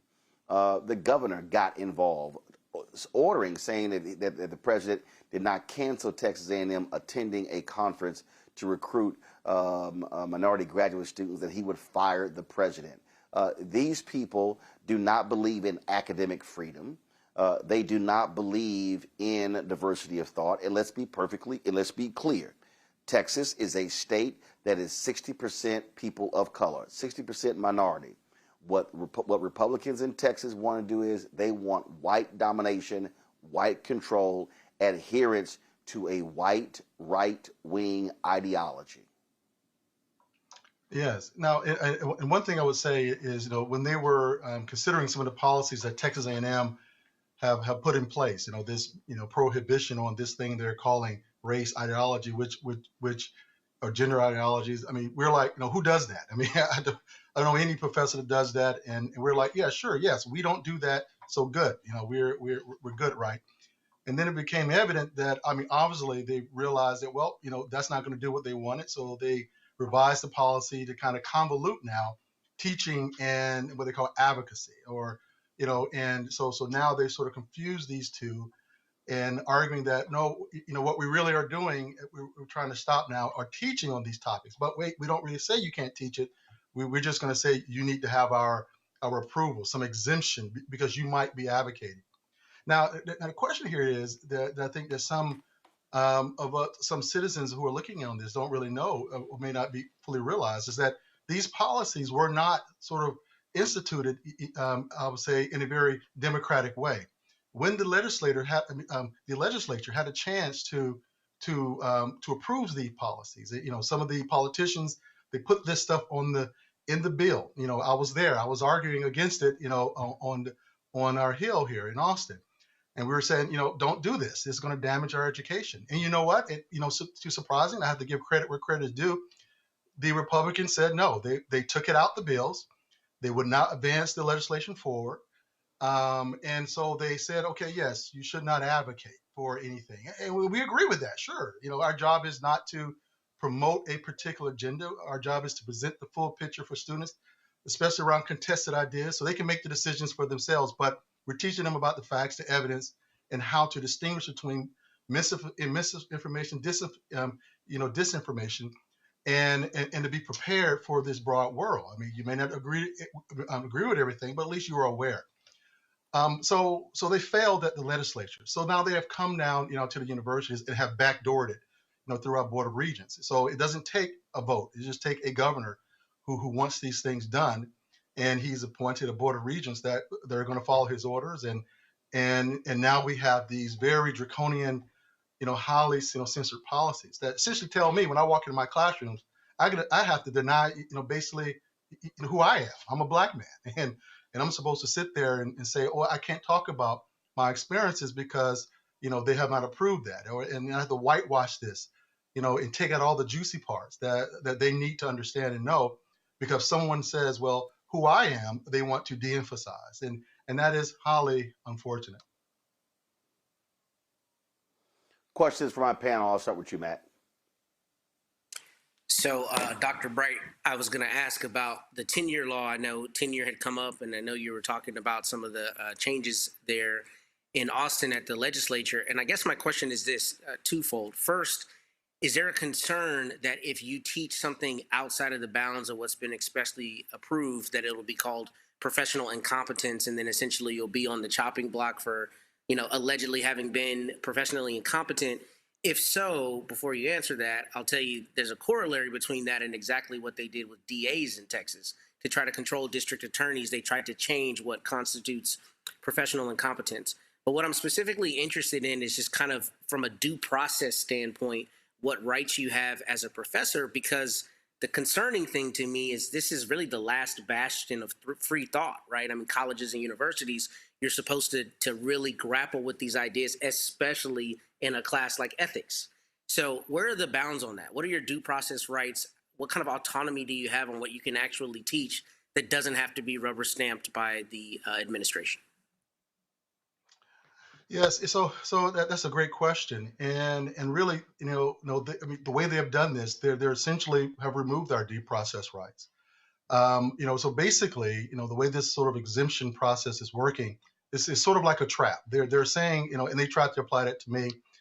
They wanted me to be dishonest in terms of what my class is about. They wanted me, they didn't want to accept that an ethics class, a public service no less, should not discuss issues of race, gender, and sexuality throughout the class, especially given the power that public servants are going to have. As we see today, we see with ICE, we see all this. I mean, these are public service that will come through a program, like ours, and our job is to help them do their job better, do it well for behalf of all citizens. So the way they're doing this with this exemption, they're saying, okay, all right, put on paper exactly what you're doing. Tell us every little detail, and if we allow you to do the class, you got to stick to that. And we might tell you you can't do these kinds of things. So we're going to censor this, but we'll let you do these things over here on this day or that day or in regards to that. And now you've put it in writing that this is all I'm doing, right? And we're going to approve it. Now down the line, when a student comes or someone sets you up and say, wait a minute, Dr. Bright was talking about this on day 2, but you said he can only talk about this on day 4. I mean, he put that in writing. And guess what? They've already told us that we can be penalized up to and including termination. So and these are things that even as a tenured professor, I mean, I am the only black tenured professor in my entire college. I am the only one that has ever been promoted to full professor in the entire history of my college. So right there, it tells you that there's a race issue here at Texas A&M when it comes to professors. So despite all that, if I had a student to come say, I somehow misrepresented, the university is going to say, I misrepresented my class, and I can lose my tenure. I mean, they'll draw me up and dismiss me potentially for cause. One of the administrators said, if we're found to have intentionally done it, we can be dismissed. So it just throws all this, into flux. Again, Texas A&M have said that they have these policies. We're seeing that they're quite willing to violate them and just give a reason. And right now, I fear that many of our faculty members, in an effort to keep their jobs, are voluntarily and unintentionally sacrificing their academic freedom and the quality of their education, by these tactics, that Texas A&M is now using to, as you say, whitewash and purify our education of any idea that they disagree with. And today it happens to be race, gender, and sexuality. Next week, tomorrow, next year, it's going to be something else. They're going to add to this. Roland, can I ask a follow-up question? Yeah, go ahead. Okay. Real quick, Professor Bright. So what are you seeing on the ground in terms of the effect this is having on the back end with the students? And what I mean is, are you seeing students who are, attacking grades, or rather appealing grades, for instance, that you give on the basis of, hey, I held a different position than what I thought Professor Bright was advocating for, or he taught this thing and he's not taking into account my political ideology? I mean, is that affecting on the back end what you're able to do in terms of your appraisal of a student's work as a professor? Yeah, so I have not seen any personal evidence of that.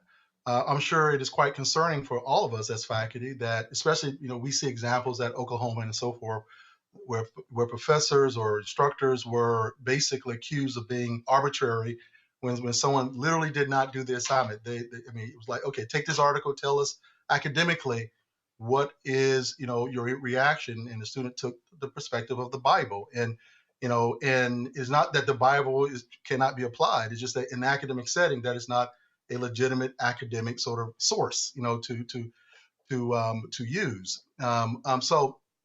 So that professor was dismissed on the grounds that, well, you were arbitrary, when everybody knows that at the end of the day, this is not what we expect, from our students.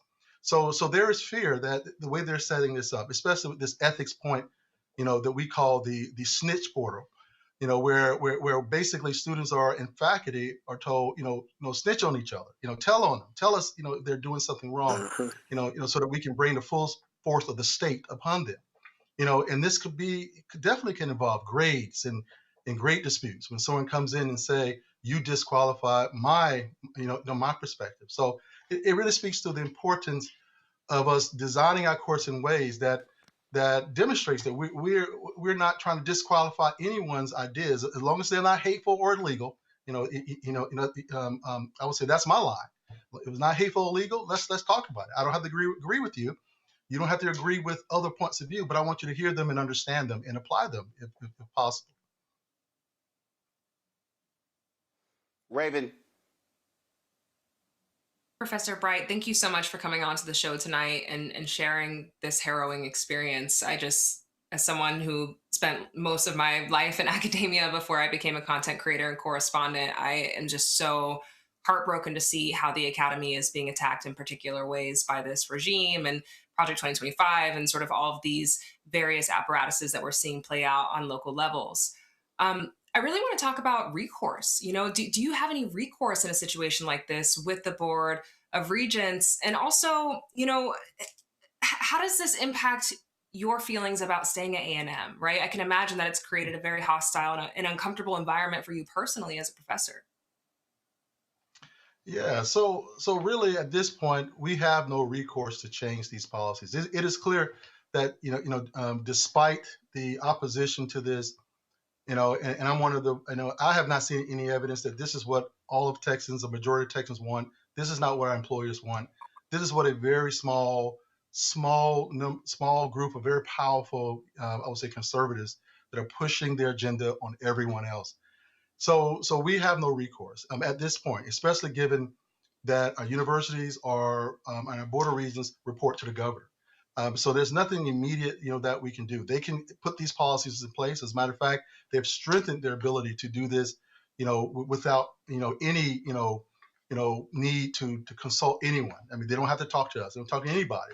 They can do what they want to do now. And that has been even more strengthened through these latest laws, SB 37, and so forth. I think the only immediate thing that we can do is for the parents and the students and the end users of education to realize that this is not what we don't want our students, our young ones, to be unprepared for the world that is here and that is growing more and more diverse. And that's as has been Roland alluded to, that the world is changing and this country is going to change. They see it in high school. and they're afraid of that. So they're trying to put the things in place that will try to hold that back. But so the things that we're trying to do now is, especially as I'm the president of the American Society of University Professors here at College Station, is to kind of prepare the faculty, give them some advice, provide legal assistance as they need it to try to, first of all, certainly keep their jobs, but also encourage them that they can stand up, that they can, we can try to push back as best as we can against these incursions into higher education. My personal feelings about being here, I believe that I was brought here. I was brought here for a purpose. I'm a religious person. I believe in destiny, and I don't believe that God makes mistakes. I arrived here probably believing that I'll be here for 2 years and I'll be gone. But I came here and I just got to work, and there were just things here that I saw that I wanted to improve. I wanted to try to contribute to, and these issues just called on to me. They pointed me out, say, "Hey, Leonard, here I am." So I have no intention of leaving. I certainly have plenty of opportunities to people will say, "Hey, come over here, Dr. Bright. We would love you to be over here," and certainly I can. But I believe that these issues that we see right now on the front lines are about to affect everybody in this country. We're just seeing it here in Texas, in the red states. They're leading the charge. But if they can do what they're doing in Texas, what they really want to do is get this instilled across the country. So running away from this from Texas isn't going to solve this. If this keeps going on, it's going to be in every blue state. It's going to be everywhere. So why not stay where I am and do the best that I can to push this back. And again, they want to run black people off. They want to do that. Michael. Well, Dr. Bright, thanks for coming on and sharing this with us. This is an extension of the anti-critical race theory laws that we saw in various states over the past few years. You answered my question dealing with exemptions. So the question I will ask you is, looking at this policy, it prohibits the teaching of race or gender ideology, among other things, in the core curriculum. So my question would be, you may not teach this subject, but how would one teach history under this current policy? How would you teach the history of slavery, the Civil War, the Reconstruction era, the Civil Rights Movement? How would one navigate, throughout that? Because this has wide-ranging implications when it comes to academia. Absolutely. And so one of the things I see this as, facts isn't an ideology. That's a fact. This happened. Nor am I responsible for how someone accepts a fact and how they feel about that fact. That's their subjective judgment.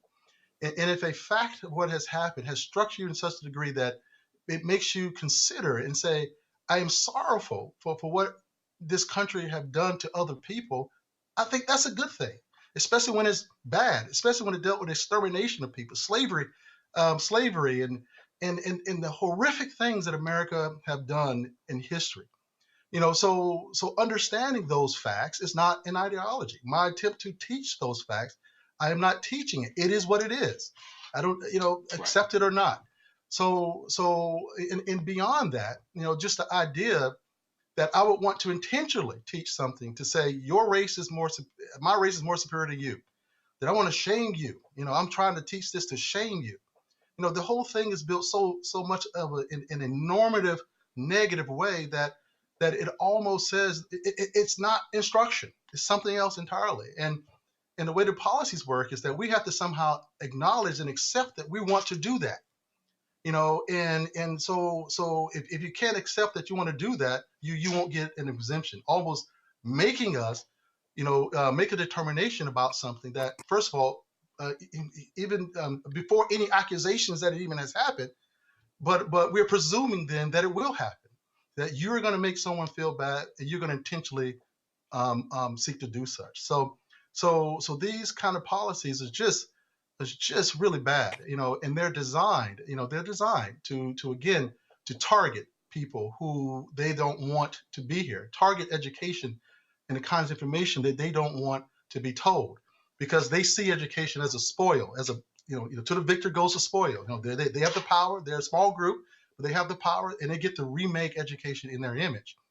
But education, public education, especially something that Texas A&M does, a land, sea, space grant institution, is the purpose is to serve the public broadly.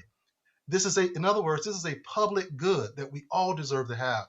And unfortunately, they don't think that. And that's just why this university and universities that do things like this should not be considered to be a serious system of higher education. All right, thank you. And just in case anybody was wondering, pull the photo up. This is Bill Mayholmes. Bill Mayholmes is a Texas A&M graduate. Bill Mayholmes. Well, guys, come on, let's go. Bill Mayholmes went to A&M one of the early days when there were virtually no African Americans there. Later became chair of the Board of Regents. And you know what he's done? Nothing to protect black students or black faculty or black interest. When you look at many of these votes, they have been unanimous. When they had the whole controversy under the previous president, and dealing with Kathleen McElroy being hired to run the Texas A&M journalism department, Bill Mayholmes was chair. He allowed this nonsense to go on. They had to pay out a big settlement. And so here's the reality. No, leave it on there. Okay, they know what I look like. They know what I look like. They know what he looks like. When the Kathleen McElroy stuff went down, I called Bill Mayholmes. I got his cell phone from multiple people.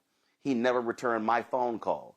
He never returned any emails. He avoided me. My name was brought up to him by a couple of other people, and again, he did not want to address the issue. And so this is also part of the problem, Professor, that you are laying out. The problem that we have is we have some black folks, some Negroes who sit in high positions, who sit on boards of regents, who do nothing, who are there to clearly enrich themselves, who are happy just to be there, who play a go-along to get along game. And I'll say this, and I have no problem saying it, and I really do not care. Having a black member on the board like Bill Mayholmes is the same as having a white board member on the. They are simply all lackeys to Texas Governor Greg Abbott, and they do nothing at all to protect the interest of African American students, African American faculty, and it's simple as that. And I'm quite sure, Professor, you haven't even heard from Bill Mayholmes, and you won't hear from Bill Mayholmes because he is not there to protect the interests of African Americans. Yeah, certainly he's a part of the board, and he is certainly. I mean, I've sat in meetings and I've listened to them call out the votes, and I've always held out the hope that I would hear a lone no, and I have not. So certainly I don't know him personally, and but certainly I don't agree with what he's been voting for. Absolutely. Well, I have met him, I have known him, and I'm telling you right now, Bill Mayholmes serves no purpose. And as a black Texas A&M graduate, frankly, I'm ashamed that he's on the Board of Regents because he certainly does not represent any of our interests whatsoever. And let me be perfectly clear, Bill Mayholmes, history will go down. History will go down and record your silence. And history will record how you allowed these things to happen and you said nothing. You did nothing. When racist texts were discovered, what these Board of Regents were saying, these white Board of Regents were saying, going back and forth over the Kathleen McElroy hiring, you knew that they were attacking that black woman with impeccable credentials. And you said and did nothing. And you know I reached out to you as a black Texas A&M graduate. And so it's shameful that he sits there like a bump on a log and says and does nothing as black faculty members, as black students, as diversity comes under attack. And so how different is Texas A&M in 2026 than when it was when they denied entry to black students. So, yeah, it needs to be said. And yeah, Bill Mahomes needs to show some courage, because he is certainly doing a disservice to the ancestors and to all the black folks who fought to make it possible for him to be able to enroll into the Texas A&M Corps Cadets when he went there. Professor, we appreciate it. Thanks a lot. Thank you very much. Thank you for having me. Last point here, and I'll do the panel here, Matt, Raven, and Michael. Here we are. Yesterday would have been the 97th birthday of Reverend Dr. Martin Luther King Jr.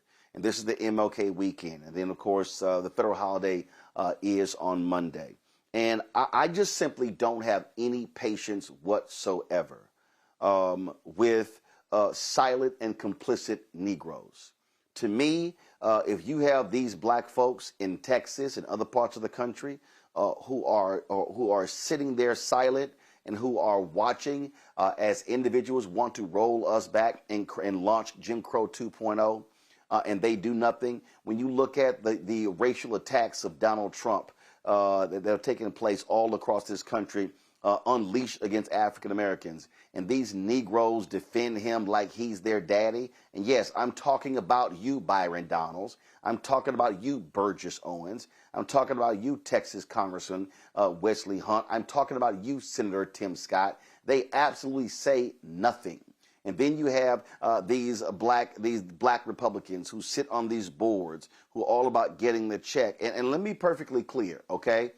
I personally know black Republicans and black conservatives who don't support this mess, who have spoken out. I know them, but I'm telling you right now, I will not be silent and watch as these lackeys throw us under the bus for personal gain, to fatten their pocketbooks, to be accepted at Mar-a-Lago and in these country clubs. And I'm sorry, if these folks don't give a damn about them and they're there for window dressing, and they need to be called out, and they deserve to be called out. And Raven, on this weekend, I don't want to hear shit from any of these white MAGA folks or the black ones using King quotes and talking about any of that, because none of these people give a damn about the agenda that King was advancing then and would be advancing today. Nah, they can keep all that virtue signaling to themselves and stay real quiet over these next few days, 100%. You know, Black MAGA and Black Republicans and the overlap therein, because sometimes they distinguish, so deeply bizarre to me. You know, I think the crux of those sentiments and leaning into those identities is really rooted in a fundamental belief they hold, that if they are proximal enough to white supremacy and white supremacists, it will give them access to power and it will keep them safe. And there is some truth to that, but safety in the cradle of white supremacy is always conditional, even for white people.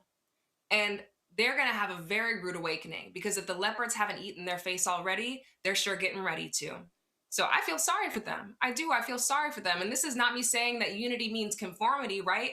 When we talk about folks on the left, we're a broad base. We have lots of different sentiments, lots of different positionalities. And I think that's the argument I see coming from Black MAGA and Black Republicans sometimes. Well, I don't want to do that because that's what you expect me to do, and I'm not just going to follow in line, and Democrats haven't worked for me. Like, it's like the ultimate boss of I'm not like the other girls, you know? Just because you're not doing what the majority of Black folks are doing doesn't make you good or right. Why aren't you asking yourself the question, why are most Black folks not aligning themselves with these people? There is a reason for that. And yeah, to my earlier point, they're in for a very rude awakening, and I don't want to hear nothing from them about MLK, because everything they're doing is in diametric opposition to what that man stood for. Michael? Yeah, Roland, as I alluded to earlier, you're going to have all these Republicans. You're going to have probably Donald Trump as well, and Black MAGA talk about how great Dr. King was while they worked to dismantle his legacy. And we've seen a history of this over the past 10 years or so. So they can keep all that nonsense. We need to call them out on that hypocrisy while they are implementing Project 2025. In my last check, Last time I checked, 48% of the 318 policies of Project 2025 have been implemented, as the Project 2025 tracker shows. And most of these people never read any books that Dr. King wrote. He wrote 5 books. They never read any of his complete speeches. Don't really understand Dr. King. And he was calling out the Republican Party back in 1964 as well. What the Republican Party was moving towards. He was calling out. So he wasn't just criticizing white liberals. He was also criticizing the Republican Party. And contrary to popular belief, he was neither a Republican nor a Democrat as well. So you're going to see a whole bunch of BS this weekend. And I've done extensive research on Dr. King. I've written articles, interviewed historians on him. But I don't get into this whole National Day of Service. I focus on teaching the real history of the revolutionary Dr. King. And I learned a lot from the interview, Roland, that you did a few years ago on News One Now with Roland Martin, when you had Professor Charles E. Cobb Jr. on, that wrote the book, This Nonviolent Stuff Will Get You Killed, How Guns Made the Civil Rights Movement Possible. And in that book, it talks about how Dr. King owned guns until Bayard Rustin convinced him to get rid of his guns. One person referred to Dr. King's house as a known arsenal. So we need to stop with this nonsense that they spread about Dr. King and challenge them every step of the way. Because most of these people don't know what they're talking about when it comes to Dr. Martin Luther King Jr., whose real name was Michael. Okay, his father, Michael Sr., changed his name because Michael Sr. went to the Holy Land and changed the name to Martin Sr. and Martin Luther King Jr. Matt. Well, I'd be remiss if I didn't say that the last segment was about, what's going on at a little school out in the middle of nowhere. It's really a tragic thing. Such things have not happened at Howard University, from my understanding, but we can discuss that in earnest later. In any event, I think Michael and Raven have said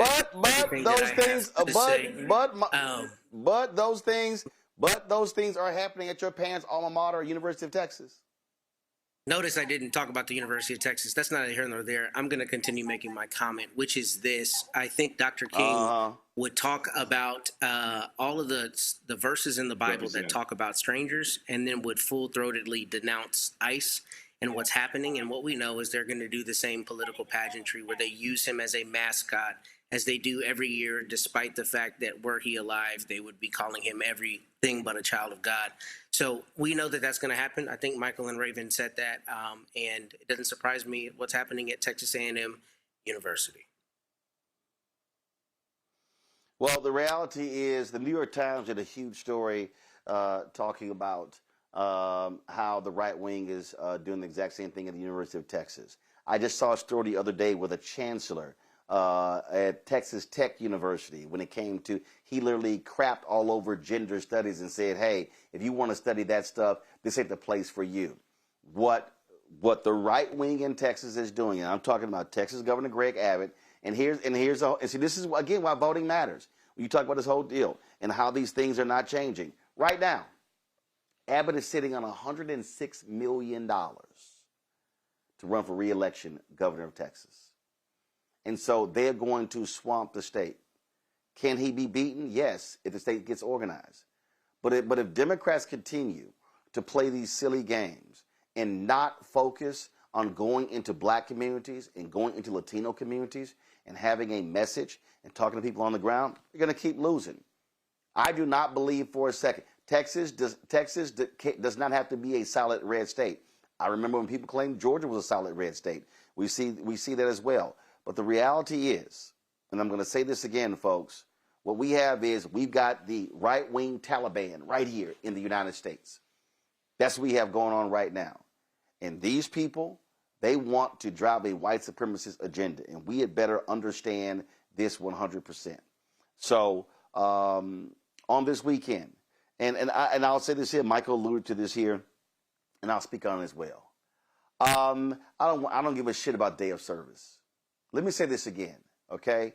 And this has been my chief criticism when it comes to how we have treated Reverend Dr. Martin Luther King Jr.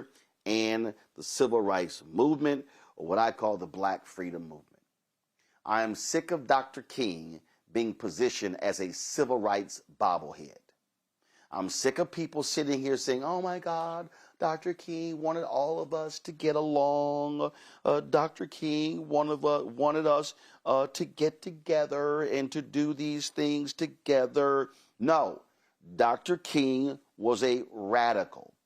Dr. King was somebody who had a radical vision for this country.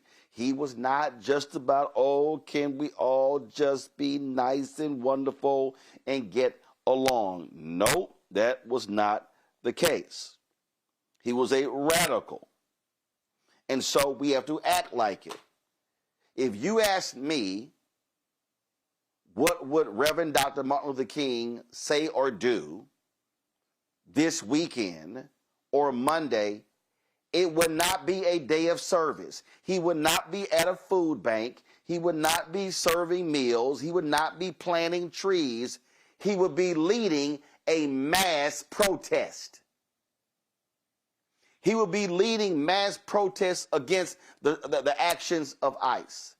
He would be leading a mass protest against the anti-black agenda of Donald Trump and MAGA. So really what really has to come back is this radical king. That's what has to come back. And so what needs to happen when we have all of these celebrations, we black people have got to stop this bullshit of the bobblehead figure. I spoke last night to the Columbus Education Association, and we had some issues. The live view server, something happened, so it crashed, and so we didn't finish streaming the speech. Keenan let me know if they finally sent us the speech and if it's ready so we can stream it tonight. And this is what I said to them last night. And what they did was they played a portion of Dr. King's speech, and they really played, I dare say, the last 4 to 5 minutes of that sermon he gave on April 3rd, 1968 at Mason Temple in Memphis, Tennessee. And what I said to them was, please do me a favor, stop playing that part.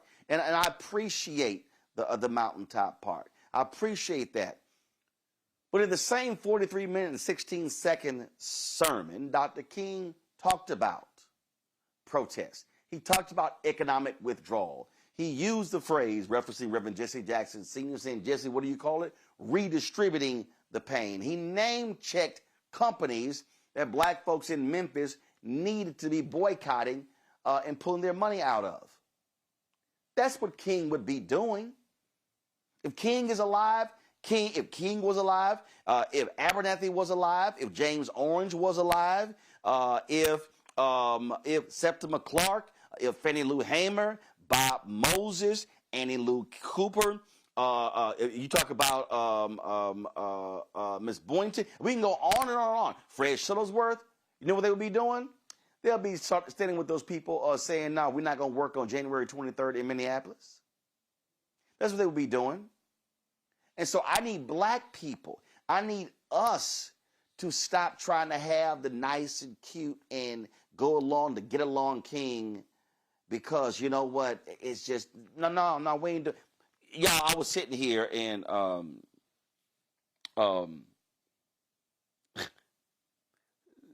Chuck Schumer was standing with the Commerce Secretary in New York today,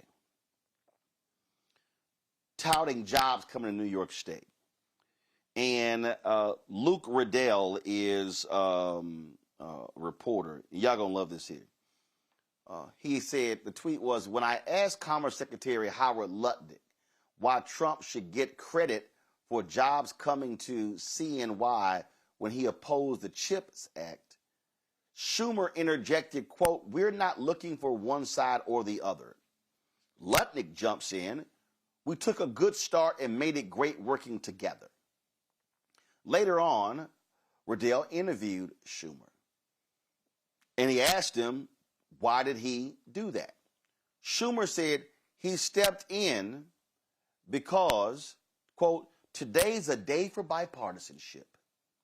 Minutes later, Lutnick said the bill that Schumer wrote was full of, quote, DEI crap, and we cut out the bullshit. See, this is what I'm talking about right here. See, the Schumers of the world, oh no, this is a moment of bipartisanship. And Lutnick, when you're not around, trash is your own damn bill. This is how they play. And so what I am saying is, I need our folks to say, well, we're not playing that game. No. This is where we say, we are going to bring back radical king. That's what we're going to do. Bring that back. And so I need our folks. So when y'all go to these MLK events, all that little nicety stuff, so tomorrow at 6 p.m., when I speak at the City of Dallas's MLK Gala, I got a word for them. Because in this city, do you know what this city was about? In this city, it was called the City of Accommodation. Dallas didn't have a significant role in the civil rights movement. Now, there were individuals who were doing stuff, but it was called the City of Accommodation. Jim Schultz put out a book on this very issue. And what you still have today, you got some accommodating Negroes who are personally profiting, but our people as a whole are getting screwed. So, yeah, I'm going to have something to say. Dallas. Come Monday, I'm going to tell you, Monday show, Tuesday show, I'm going to tell you about also a lawsuit that we just got a judgment against a black-owned company that cheated us out of building our Sprinter. We got a $555,000 judgment against that company. I'm going to give you all the details next week. And so I wasn't going to do it today, but I'm going to push it. And so we'll do that. Let me thank Matt. Let me thank Raven. Let me thank Michael. Y'all have a great MLK weekend. And I appreciate you being on today's show. Folks, support the work that we do by joining our Bring the Funk fan club.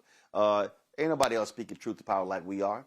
And so we look at the content that we're producing with digital shows and online as well. It is unmatched by anyone else, but your support is absolutely critical. We need 20,000 people contributing a minimum of $50 each a year over the next 11 months. Comes up to $4.19 a month, 13 cents a day. We got people who can't give that amount. We got people who can give more. We appreciate every single dollar, but the target goal is to raise $1 million to offset our costs. We spend about $195,000 a month covering everything, and staff and equipment and travel and internet services and all that stuff. And so your support really does matter in helping us to do that. And so do me a favor. If you want to contribute via Cash App, use the Stripe QR code. You see it right here on the screen. You can use that for credit cards as well. Make checks and money orders payable to Roland Martin Unfiltered. Send them to P.O. Box 57196, Washington, D.C. 2037-0196. PayPal is R Martin Unfiltered. Venmo's RM Unfiltered. Zelle, Roland at RolandSMartin.com. Roland at RolandMartinUnfiltered.com. Download the Black Star Network app. Available on Apple phone, Android phone, Apple TV, Android TV, Roku, Amazon Fire TV, and Samsung Smart TV. Be sure to get our Roland Martin's Black Star Network swag. You can get all of that by going to shopblackstarnetwork.com. Shopblackstarnetwork.com. Folks, we got lots of black-owned companies who have their products on our website. If you look at all the products right there in the studio, all of those products, actually, you should zoom that out, man, because we got some other stuff. Man, all of that stuff, folks, available at shopblackstarnetwork.com, shopblackstarnetwork.com. And so support black-owned media, support these black companies. And fan base. I just saw a note. Less than $100,000 left in the raise. They've hit $16.9 million. The goal is $17 million. If you want to invest in fan base, you ain't got much time. Get more information at startengine.com/fan base. But if you don't want to do that, or if you do, be sure to download the app Fan Base. Download the app Fan Base. Folks, that's it. Shout out to my Houston Texans playing the New England Patriots on Sunday. Good luck to the Texans. Antoine is directing today's show. He a little Dallas Cowboy fan. They didn't make it. So he a little salty how well my Texans doing.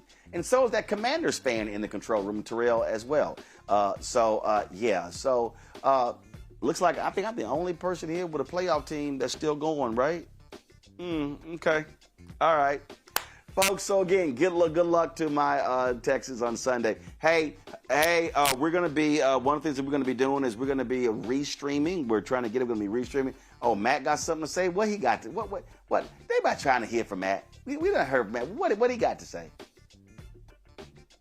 Go Cowboys. Matt, y'all not even in the playoffs. Y'all finished 7th. Your season is over. You can't even wear your jersey anywhere. So, you Cowboy fans, all y'all have to look forward to right now is the NFL draft in April. Yeah, because you didn't make it. The only Texas team that's in the playoffs that made it, the Houston Texans. Suck it up. We're better than you are. All right, y'all. Again, City of Dallas MLK Gala tomorrow, 6 p.m. And we're going to have lots of live coverage of MLK Day events all across the country on Monday's show as well. Folks, that's it. Y'all have a fantastic weekend. Holla!